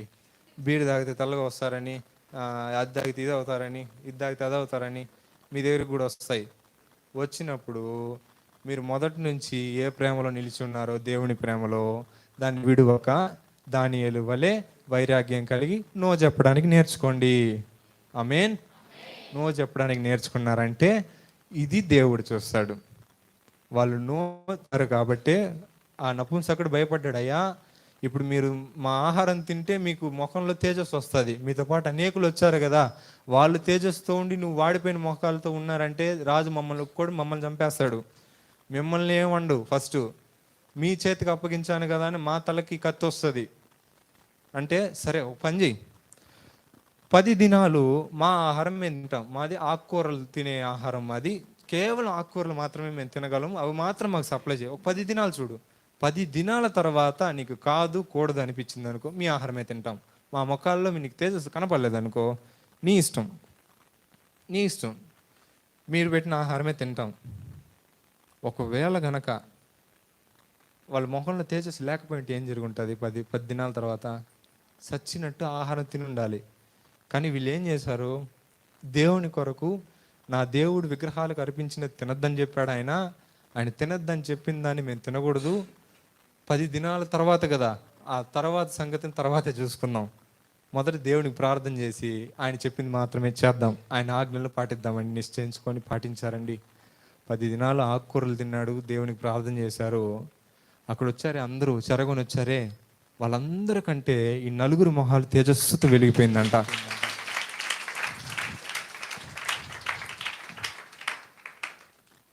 ఏమన్నా చేశారా? పేర్లు మార్చుకోలేదు, ఆహారం తినలేదు. ఎంత సింపుల్ చూడండి, పేర్లు మార్చుకోలేదు, ఆహారం తినలేదు, అంతే. ఈ 2 కార్యాలు చేసిన దానికి నెబుకద్నెజరు పక్కన తీసుకెళ్ళి కూర్చోబెట్టేశాడు దేవుడు, సర్వశక్తి కలిగిన దేవుడిన. నేరుగా తీసుకెళ్ళి నెబుకద్నెజర్ పక్కన కూర్చోబెట్టాడు. ప్రియమైన దేవుని బిడ్డలారా, జాగ్రత్తగా గమనించండి. ఈ దానియేలు కోసమే మామూలుగా ఏం జరిగేదంటే, జాగ్రత్తగా ఇప్పుడు చెప్తాను వినండి. మామూలుగా ఏం జరిగేదంటే, ప్రవక్తల గ్రంథాలు ఎలా రాయబడ్డాయి? దేవుడు ప్రవక్త దగ్గరికి వచ్చి యెహోవా వాక్కు ప్రత్యక్షమై ఏం జరగబోతుందో చెప్తే ప్రవక్త వెళ్ళి ప్రకటించగా జనులు వినాలి. జనులు వినగా వాళ్ళు మారుతారు, లేకపోతే లేదు. ఇప్పుడు ఏం జరగాలంటే, నా కొరకు నా నామాన్ని అన్ని జనులు ఎదుట ఒప్పుకున్నారు వీళ్ళని నేను హెచ్చించాలి. దేవుడు నిశ్చయించుకున్నాడు. దేవుడు ఎప్పుడైతే నిశ్చయించుకున్న దేవుడు రెగ్యులర్గా ప్రవక్తలకు ప్రత్యక్షమవ్వాల్సిన యెహోవా వాక్కును ఏం చేశాడంటే, నేరుగా నెబుకద్నెజర్కి తీసుకొచ్చి చూపించాడు. వాడికి అర్థం కాల. ఆయన చెప్పాల్సిన మాటలను ఏం చెప్పాలనుకుని నేరుగా తీసుకొచ్చి నెబుకద్నెజర్ కళ్ళలో చూపించిన దేవుడు గమ్మున పోకుండా వాడు నిద్రలేసే టైం మర్చిపోయేటట్టు చేసినాడు.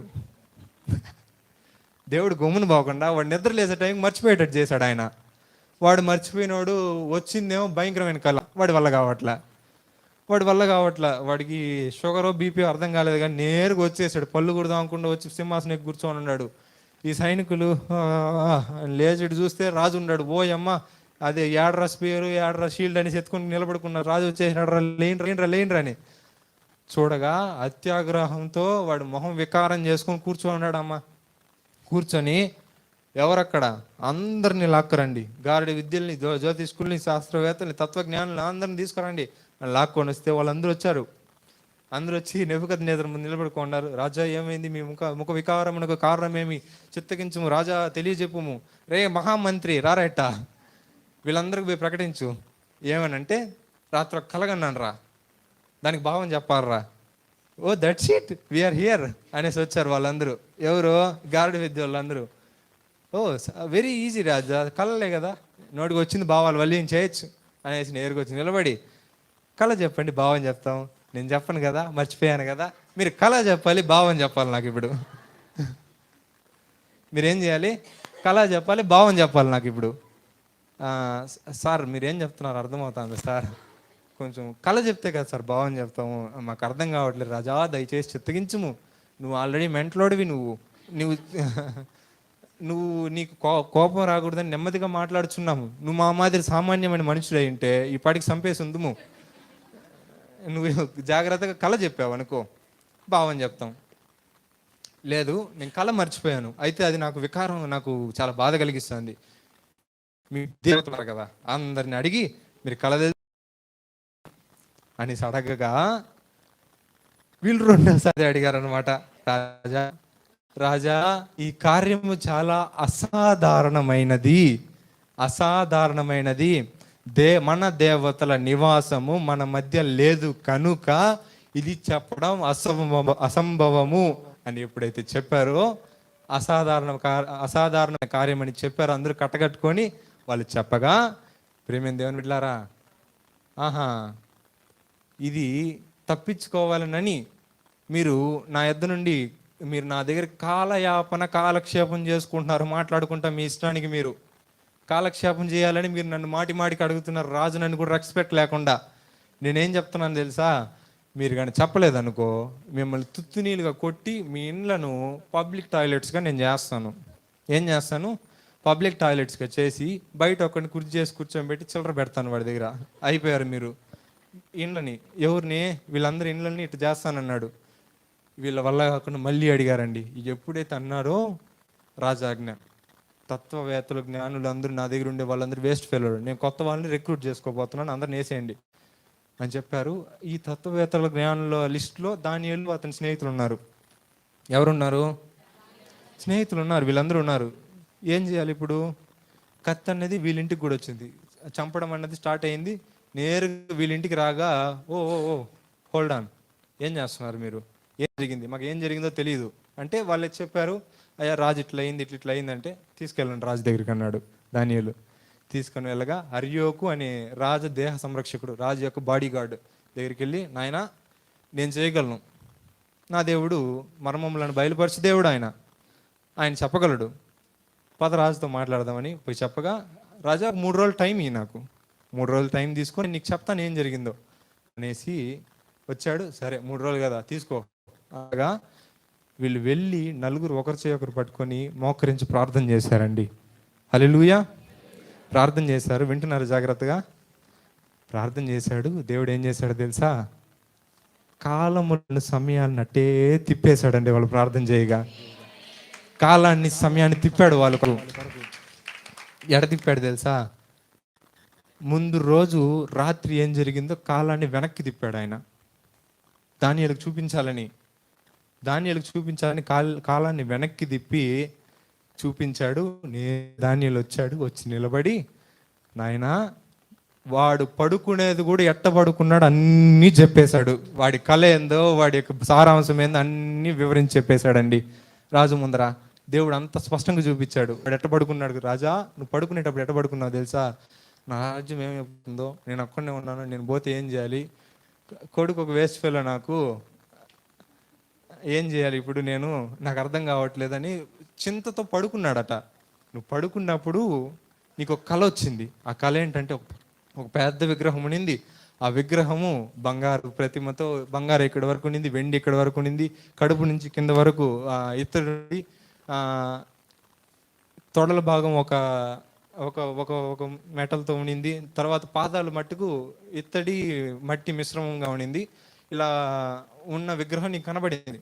ఇప్పుడు అప్పుడు ఏం జరిగిందంటే, కనబడిన విగ్రహం ఒక దూర ప్రాంతం నుంచి ఒక చిన్న రాయి దొల్లుకుంటా వచ్చి ఈ పాదాలని కొట్టగా తుత్తునీలుగా అయ్యి విగ్రహం మొత్తం తుత్తునీలు అయిపోయింది.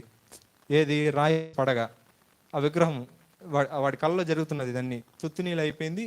చూడగా ఆ రాయి పెద్దది అయిపోయి ఆకాశం అంటే అంత పెద్దది అయిపోయింది. ఏది? రాయి. ఇది నువ్వు కన్న కళ. దీని భావం ఏమంటే, ఇవన్నీ చెప్తే మనకు టైం అయిపోతుంది, ఇంకా వాక్యం చాలా ఉంది. భావం ఏమంటే, నీ రాజ్యం ఉంది, తరువాత ఒక రాజ్యం వస్తుంది, అవే ఒక్కొక్కటి మెటల్. నీ రాజ్యం బంగారంతో సమానం, చాలా పెద్ద రాజ్యం నీది. తదుపరిగా మాది పారసీకులు వస్తారు, వాళ్ళు వెండి. తదుపరిగా గ్రేకులు వస్తారు, తర్వాత రోమీలు వస్తారు. రోమీలే మట్టి, ఇంకోటి ఏంటది, బ్రాంజ్, ఇత్తడి కలిగిన మిశ్రమం. ఆ రాజుల కాలంలో ఒక రాజ్యం స్థాపించబడుతుంది. ఆ రాజ్యము దేవునిది. ఆ రాజ్యం స్థాపించబడగా ఆ రాజ్యము ఈ రాజ్యాలన్నిటిని తుత్తినీలుగా కొట్టేపోతుంది. ఇది నువ్వు కన్న కళ. ఆ రాజ్యం అనేది దానికి అంతం ఉండదు. దేవుడు స్థాపించిన రాజ్యానికి అది ఉండే కొద్దికి పెద్దదవుతుందే కానీ తరగదు. రాజా, ఇది కళ, ఈ భావము అని చెప్పాడు. దానియేలు, నువ్వు ఆరాధించే దేవుడు మర్మములను బయలుపరిచే దేవుడు ఆయన. కాలములను సమయములను మార్చే దేవుడు ఆయన. నీకు తెలియజేశాడు. ప్రేమైన దేవుని బిడ్డలారా, గమనించండి. ఫరో దగ్గరికి మోషే వెళ్ళినప్పుడు ఏం చేశాడు తెలుసా? దేవుడు, మోషే నువ్వుదా వెళ్ళాలి ఫరో దగ్గరికి అంటే, నత్తోడు కదా, నేనా ప్రభు, నాకు మాటలు కూడా రావు కదా ప్రభువా, ఎట ప్రభువా, ముందుగానే మర్డర్లు చేసి వచ్చాను 2, నేను మాట్లాడలేను, అంత పెద్ద రాజ్యంలో వాడు నన్ను చంపేస్తాడు ఫరోగాడు అంటే, నువ్వు పో, ఫరోకు నిన్ను దేవుడిగా చేస్తాను నేను అన్నాడు ఆయన. నువ్వు ఫరోకు దేవుడు నువ్వు అన్నాడు. ఇప్పుడు దానియేలు వెళ్ళాడు కదా, దానియేలును నెబుకద్నెజరు దేవుడిగా చేశాడు ఆయన. హల్లెలూయా. చేశాడు కాబట్టి ఎప్పుడైతే ఇది కళాభావం చెప్పాడో నేను గట్టే సాష్టాంగపడ్డాడు కాళ్ళ దగ్గర, దానియేలు పాదాల దగ్గర సాష్టాంగపడి ఏం చేశాడు తెలుసా? అమ్మ పూజలు పునస్కారాలు చేసేసాడు దానియేలుకి. అమ్మా తాయారే వచ్చేసింది, కళలు బాబాలు చెప్పేస్తున్నాడు, దేవుడు ఇతడు కూడా దేవుడు అనేసి పూజలు చేసేసాడు. విన్నారా? పూజలు చేశాడు. ఇప్పుడు ఏం చేశాడు? దానియేలును నెబుకద్నెజరుకి దేవుడిగా మార్చాడు. హల్లెలూయా. దానియేలు సింహాసనం స్థిరపరచబడింది. అక్కడ ఇంకా మాట్లాడుకుంటే మనకు చాలా ఉన్నాయి ప్రేమ దేవుడి బిడ్డలారా. అనేక వాక్యాలు రాసుకొచ్చాను కాబట్టి, కానీ చెప్పలేదు మీకు. చాలా వాక్యాలు ఉన్నాయి. ఇది అంతం లేదనమాట. వీలైతే తదుపరిగా మనం మాట్లాడుకుందాం. ఇప్పుడు కొన్ని మాటలు మాత్రమే నేను చెప్తున్నాను, జాగ్రత్తగా వినండి. ఇలా నిలబడిన దానియేలు, రాజ్యాలు పోయిన ఇతని సింహాసనం నిలబడింది. ఎవరి సింహాసనం ఊడింది? నెబుకద్నెజరు సింహాసనం ఊడింది. ఎందుకు ఊడింది? అది ప్రవర్తనలండి. దేవుడు దేన్ని బట్టి కొలుస్తాడండి? ప్రవర్తనలండి. ఆయన కొలత, ఆయన కొలమానం అన్ని ఎలా ఉంటుంది? మన ప్రవర్తనలు, మన క్రియలను బట్టే. ఆ క్రియలలో నెబుకద్నెజరు సరితూగల, బెల్షస్సరు సరితూగల, ఎవరు కానీ నిలబడలేకపోయారు, త్రాసులో తేలిపోయారు. దేవుడు పెట్టిన త్రాసులో, న్యాయాధిపతి అయిన దేవుడు పెట్టిన త్రాసులో తేలిపోయారు. దానియేలు తేలిపోలేదే, అతని స్నేహితులు తేలిపోలేదే. అగ్ని గుండంలో వేసిన దేవుడు అతనికి తోడుగా ఉన్నాడు. హల్లెలూయా. ఏం చేసింది దానికండి? కేవలం దాని కొరక ఏదే, పేరు మార్చుకోలేదు, ఆహారం తినలేదు. ఎంత సింపుల్ కదండి. కష్టమైన పని ఇది. లోకంలో కలిసిపోలేదు అంతే. ఈ రోజున అనేక యవ్వనస్తుల్ని అడిగేది అదే. మీరు లోకంలో తిరుగుతారు, మీ ఇష్టం, తిరగండి, అందరితో స్నేహభావంతో ఉండండి, జోకులు వేసుకోండి, నవ్వుకోండి, చదువు గురించి చెప్పించుకోండి, తిరగండి, వాళ్ళతో పాటు బండ్లో బండి, మీ ఇష్టం. కలిసిపోవద్దు అంతే. బబులోనికి వెళ్ళారు, బబులోన్లో తిరిగారు, బబులోనియలతో మాట్లాడారు, వాళ్ళతో పాటే ఉన్నారు, వాళ్ళు అయిపోలే. బబులోనియులు అయిపోలే, యూదులుగానే ఉన్నారు వీళ్ళు. హల్లెలూయా. యూద ఆచారంలోనే, దేవుని ఆచారంలోనే ఉన్నారు వీళ్ళు. ఈ చిన్న పని చేసిన దానికి సింహాసనం నిలబెట్టాడా దేవాతి దేవుడు? అవును ప్రేమ దేవుని బిడ్డలారా, నిలబెట్టాడు. అగ్నిగుండంలో వేసేసరే ఏమైంది? దేవుని చెయ్యి కాపాడిందండి. ఎవరిని? శద్రక, మేషక, అబేద్నెగోని దేవుని చెయ్యి కాపాడింది వాళ్ళని. నీ చెయ్యి నా మీద ఉంచి ఉన్నావు ప్రభు అని దావీదు భక్తుడు చెప్పాడే, ఆ చెయ్యి వీళ్ళని కాపాడింది. అదే చెయ్యి బెల్షస్సర్కి శిక్ష విధించింది. అదే చెయ్యి పరలోకం నుండి వచ్చి రాత రాసింది. ఏమని? మెన్నే మెన్నే టెకేలు ఫారసీన్ అని. దేవుడి త్రాసులో తుడిచే దేవుడు ఆయన. ఆయన న్యాయ వ్యవస్థ సత్యమైనది. బైబిల్ గ్రంథం సెలవిస్తుంది, ఆయన న్యాయం అన్నది సత్యమైనదట. ఎక్కడ రాయబడిందంటే మనకు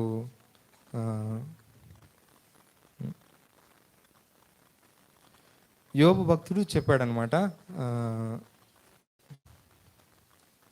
యోబు భక్తుడు సెలవిచ్చిన మాట అది. చూడండి, నేను అలానే చెప్పేస్తాను, మనకి సమయం అయిపోయింది కాబట్టి. ఏంటంటే యోబు గ్రంథం 31వ అధ్యాయంలో 4వ వచనం. ఆయన నా ప్రవర్తన ఎరుగును కదా, నా అడుగు జాడలన్నిటినీ లెక్కించును కదా. 7వ వచనం కూడా చదువుదాం. న్యాయమైన త్రాసులో ఆయన తూచును కదా. తూచే దేవుడు అండి. నా అడుగు జాడలు నా ప్రవర్తనను బట్టి. 4వ వచనం ఏం చెప్తుంది? నా ప్రవర్తన నేను ఎరుగును అంటే దేన్ని బట్టి ఆయన తూచుతున్నాడు? అది ప్రవర్తనను బట్టి తూకం వేస్తున్నాడు. ఆయన న్యాయాన్ని తీరుస్తున్నాడట. దేవునికి ఒక తూకం ఉంది, ఆయనకు ఒక త్రాసు ఉంది. ప్రవర్తనలు బట్టి ఆయన న్యాయం తీర్చే దేవుడు ఆయన. ఆయన తూచగా నా అడుగు జాడలు ఎటు పోతుందో అవన్నీ ఆయన లెక్కించుకొని ఉన్నాడు. నా అడుగు జాడలు లెక్కించున్నావు ప్రభు అని చెప్పాడే. ఎవరు చెప్పారు ఇది? దావీదండి. కీర్తనల గ్రంథంలో, స్తుతుల బుక్లో చదవలేదా? నా అడుగు జాడలను లెక్కించున్నావు. నా కన్నీళ్ళు నీ బుడ్డి, నీ కవిలలో అవి కనబడును కదా, నీ పుస్తకంలో అవి కనబడును కదా. అన్నిటిని బట్టి లెక్క ఉంటుంది. ఎందుకు ఈ మాట చెప్తున్నాను తెలుసా? మీరు చేసే ప్రతి కన్నీళ్ళు, ప్రతి ప్రార్థన, ప్రతి నడవడిక, ప్రతి ప్రవర్తన, దేవుని కొరకు వేసే ప్రతి కార్యము అన్ని తాసులో వెళ్ళి తేలుతాయి అక్కడ. ఆ తాసులో నువ్వు అన్యాయస్తుడిగా పైకి తేలావు అనుకో, నువ్వు పైకి తేలిన రోజున అదే నీకు అంతమని. మధ్యంతరంగా ఎందుకు చచ్చిపోతారు? తాసులు తేలిపోయారు కాబట్టే. హల్లెలూయా, హల్లెలూయా. నేను అదే ప్రార్థిస్తాను దేవునికి, ప్రభువా నేను చేయవలసిన పని అనేకంగా ఉంది, నీ పని చాలా ఎక్కువ ఉంది, నేను కాలము గడవకుండానే మరణించుకున్నట్లు నాకు సహాయం చేయి, నా దినముల లెక్క నాకు తెలియజేయ ప్రభువా. అదే ప్రార్థిస్తాను నేను కూడా. మీరు కూడా ఆ విధంగా ప్రార్థన చేసే వాళ్ళే ఉండాలి. ఆమేన్. అనేక వాక్యాలు ఉన్నాయి ప్రేమ దేవుని బిడ్డలారా, వీరైతే తర్వాత చూసుకుందాము. ఇప్పుడు కొన్ని మాటలు మాత్రం చూసుకొని మనం కథలు వెళ్దాము. 56వ కీర్తన 8వ వచనం. అదే ఇంతకుముందు చెప్పిన మాటే. నా సంచారములను చాలు, నా సంచారములను నీవు లెక్కించి ఉన్నావు, నా కన్నీళ్ళు నీ బుడ్డిలో ఉంచబడి ఉన్నవి. కనబడును కదా. ఎందుకు ఈ మాట చెప్పానంటే, దానియేలు సింహాసనం ఎందుకు పరచబడిందని చూసాము. దేవుడు దానియేలు లెక్కించుకుని ఉంటాడా? దానియేలు త్రాసులు వేయకుండా ఉంటాడు. ఆయన వేసుకుంటాడు. వేయగా దానియేలు యొక్క నీతి క్రియలు తెలియబడింది. దానియేలు యొక్క నీతి క్రియలు దేవుని దృష్టిలో మంచివిగా ఉన్నవి, హెచ్చించడానికి అర్హుడిగా మార్చబడ్డాడు. ఇప్పుడు ఆయన త్రాసులో వేసినప్పుడు దుర్మార్గత ఎక్కువ ఉండింది అనుకో, దుర్మార్గత అనేది కొంచెం కూడా ఉండకూడదంట. మీకు ఎలా అర్థమవుతుందంటే, ఒకనొక సమయంలో దైవ సేవకులు మాట్లాడుతూ చెప్పారు, ఏమని? బుక్కావాణి తైలంలో చచ్చినీగలు పడుట చేత మొత్తం నూనె కంపు కొట్టింది కదా, మొత్తం నూనె కంపు కొట్టింది కదా. బుద్ధిహీనత త్రాసులో కొంచెము ఉండిన ఎడల మొత్తం జ్ఞానాన్ని తేలగొట్టును అనే ప్రసంగి గ్రంథం 10వ అధ్యాయం 1వ వచనంలో రాయబడి ఉంటుంది బుక్కావాణి తైలం గురించి. మీకు యూట్యూబ్లో వెళ్ళినారంటే ఈ వాక్యం మీ కొరకు ఉంటుంది. ఇప్పుడు నూనె ఉందండి, వింటున్నారా? నూనె అంత మంచి నూనె ఒకే ఒక చచ్చి పడింది. ఒక్క చచ్చినీయగా పడడం వల్ల మొత్తం నూనె ఏమవుతుంది? చెడిన వాసన వస్తుందంట. ఆ తైలం అమ్మేవాడి యొక్క నూనెలో చెడిన వాసన వస్తుంది. బుద్ధిహీనత కొంచెం ఉన్నా, నువ్వు ఎంత జ్ఞానమైనా సరే, ఒక్క దుర్మార్గపు క్రియ, ఒక్క బుద్ధిహీనత క్రియ చేసి ఉన్నా నీ మొత్తం జ్ఞానాన్ని తేలగొట్టేస్తుంది దేవుని త్రాసులో. కాబట్టి జాగ్రత్తగా ఉండాలి దేవుని ఎదుట. దానియేలు అలా లేడు కాబట్టి ఒక్క దుర్మార్గ క్రియ కూడా చేయలేదు కాబట్టి ఇప్పుడు దావీదు కూడా ఉన్నాడు. ఒకే ఒక దుర్మార్గ క్రియ చేశాడు, మొత్తం జీవితాన్ని తేలగొట్టింది కదా దావీదిని. ఒకే ఒక స్త్రీ సాంగత్యం. ఇప్పుడు దానియేలు ఉన్నాడు, దానియేలుకు సంబంధించి ఏమైనా రాయబడిందా పాపాలు చేసినట్టు? లేదు కదా. కాబట్టే దానియేలు జీవితం దేవుడికి నచ్చింది కాబట్టి ఏమన్నాడు తెలుసా దానియేలు దేవుడు? అది హల్లెలూయా, హల్లెలూయా. మీకు ఈ వాక్యం కావాలంటే 10వ అధ్యాయం 11లో ఉంటుంది, చదవద్దండి, నేను అలానే చెప్తా. దానియేలు బహుప్రియుడయ్యా, నువ్వు చాలా బహుప్రియుడయ్యా. దావీదు కాలం నుంచి నీలాంటి వాడి కొరకు నేను ఎదురు చూస్తూనే ఉన్నాను. నా మనస్సంతా విప్పి చెప్పాలని. ఇది వాక్యాన్ని ఖచ్చితంగా చదవండి. రోమీలకు రాసిన పత్రిక 11:33. 11:33. ఆహా, దేవుని బుద్ధి జ్ఞానముల బాహుల్యము ఎంతో గంభీరము, ఆయన తీర్పులు శోధింపనెంతో అసఖ్యములు.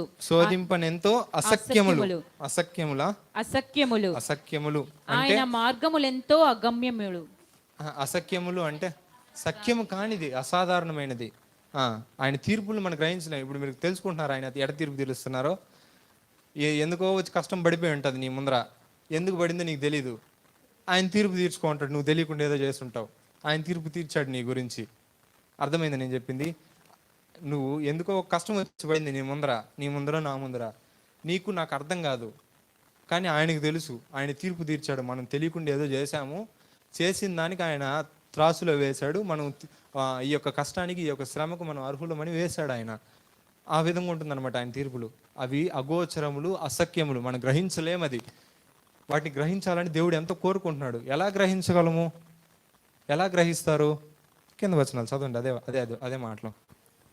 ఆయన మార్గములెంతో అగమ్యములు అనగా అడుగుజాడలను బట్టి అసఖ్యములు.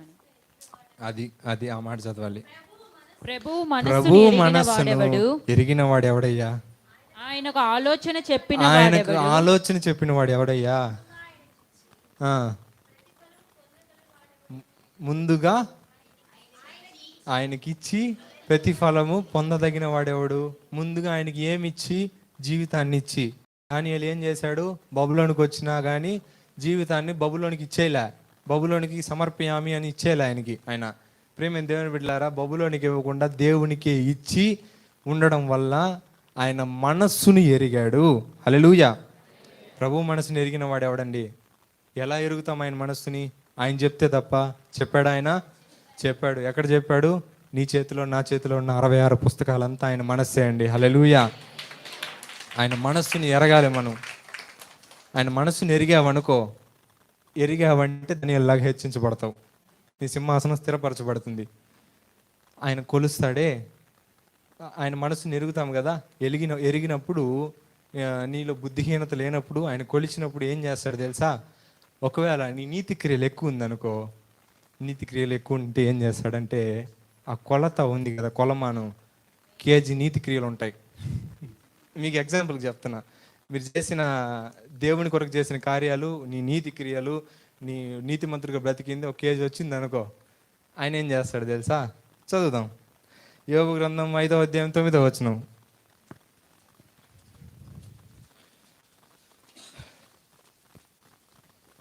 ఆయన పరిశోధింపజాలని మహాకార్యములను లెక్కలేనన్ని అద్భుత క్రియలను చేయువాడు. లెక్క లేనన్ని అద్భుత క్రియలను చేయువాడు ఆయన. అమ్మా అయ్యా వింటున్నారా? నీతి క్రియలు నువ్వు కొంచెం వచ్చాయి. ఏం చేసినారు దానిలో? జస్ట్ రెండు కార్యాలు. పేరు మార్చుకోలేదు, ఆహారం తినలేదు, 2 కార్యాలు చేయగా లెక్కలేనంతగా ఇచ్చేశాడంట దానియేలుకి, అతని స్నేహితులకి అద్భుత క్రియలు. చూసారు ఎంత గొప్ప దేవుడు ఆయన? 2 వచ్చాయి. ఆయన ఏం చేశాడు? 2 చేసావు నా కోసము, కింద తీసుకొని వారిట పోసాడు ఆశీర్వాదాలను వాళ్ళకి. మీరేం నేర్చుకోవాలి ఇప్పుడు? కొన్ని చెయ్యాలి, ఒక 2 చెయ్యి వీళ్ళలాగనే. ఏదైనా 2 చెయ్యి దేవుని కొరకు. 2 విషయాలు నో చెప్పడం నేర్చుకో. దేవుని కొరకు ఓకే చెప్పడం నేర్చుకో. దేవుని కొరకు బ్రతుకు అంతే. ఒక 2 కార్యాలు చేయంతే దేవుని కొరకు. ఆయన ఏం చేస్తాడు తెలుసా? ఆకాశపు వాకిళ్ళను విప్పి కొలత లేని పట్టజాలని ఆశీర్వాదాలు నీ కొరకు కుమ్మరిస్తాడు ఆయన. లెక్కించలేవు, లెక్కించలేని అద్భుత క్రియలు, లెక్కలేని. ఎందుకు అక్కడ లెక్క అనే మాట చెప్పాడు? ఆయన లెక్కిస్తున్నాడు కాబట్టే మెనే లెక్కించబడుతుంది.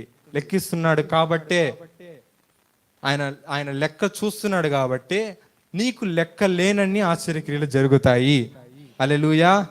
న్యాయాధిపతి అయిన దేవుడు ఆయన, శాసనకర్త అయిన దేవుడు ఆయన.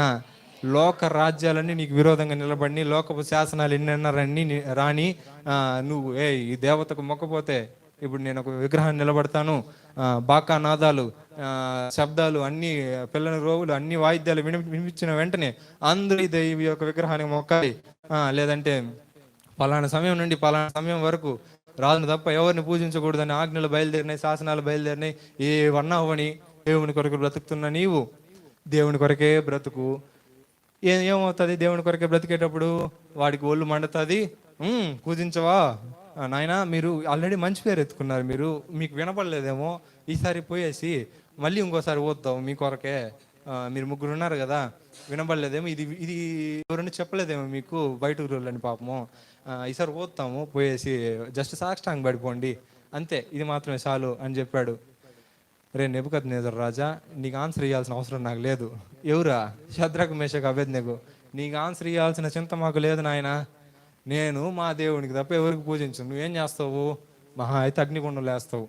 మా దేవుడు కాపాడడానికి శక్తిమంతుడు ఆయన. కాపాడలేదా?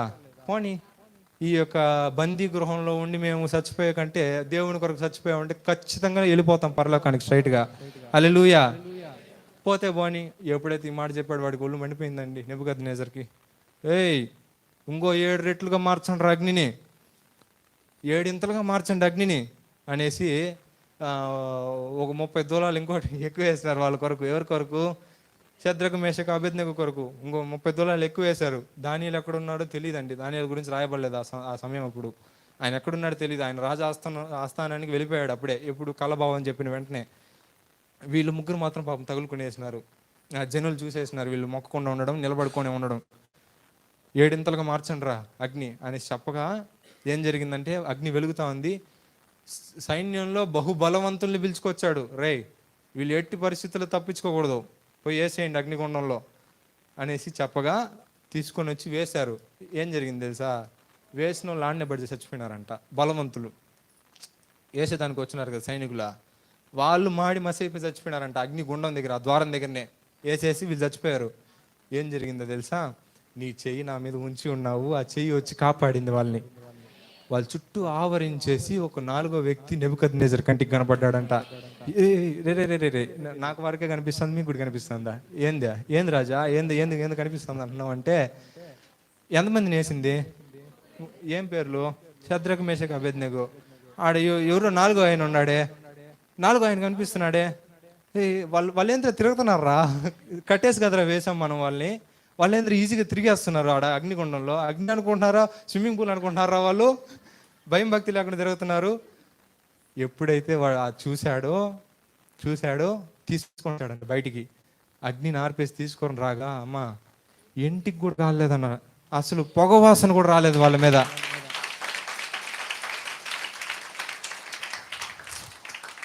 వైరాగ్యం కలిగిన భక్తి.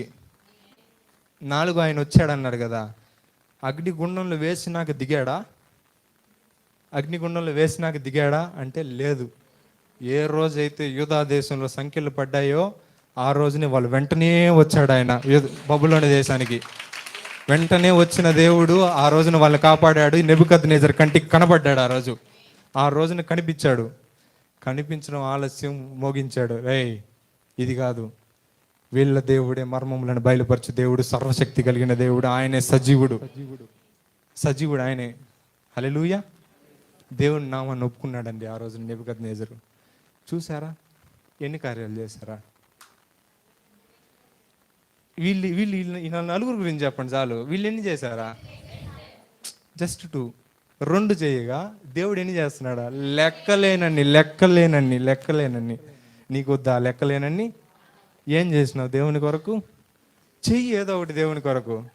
ఒక పాట పాడుతున్నావా? దేవుని స్తుతిస్తున్నావా? దేవుడు పాస్టర్ అయ్యా పోయినాను, నెయ్యి వాసన బాగా వస్తుంది, తినేసినాను. ఏందా? నెయ్యి వాసన బాగుంది, తినేసినాను.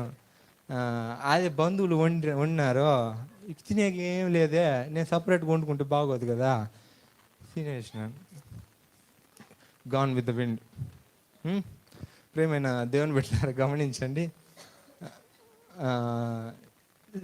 ఒక్క విషయంలోనే దేవుని కొరకు నిలబడండి. వీళ్ళు చూడండి, తల్లి లేదు తండ్రి లేదు యవ్వన వయసులో. తల్లి ఇప్పుడు సార్ మా అమ్మ నాన్నకు తెలిసి ఒప్పుకోరు సార్ అని చెప్పేదానికి లేదు. ఎందుకంటే ఇంటికి పోరు. ఇంకా తల్లిదండ్రులు లేకపోయినా తల్లిదండ్రులు చేసిన బాధ వాళ్ళకి తోడుగా ఉండింది. ఈ క్షణం నుంచి ప్రతి ఒక్క యవ్వనస్తుడు ఒక దానియేలు, షద్రకు, మేషకు, అబేద్నెగోలాగా మార్చబడాలి. హల్లెలూయా. మార్చబడ్డారు. కాబట్టి ఏం జరిగిందో తెలుసా? ఇప్పుడు ఒక విషయం చెప్తాను, జాగ్రత్తగానండి. ఇది మీకు బ్రెయిన్ ఫ్యూజ్లో ఎగిరిపోయే విషయం. ఏం తెలుసా? యేసుక్రీస్తు ఏం జరగాలంటే, మీకు తెలుసు కదా, అంత్య దినాలు ఎప్పుడు ప్రారంభమయ్యాయి?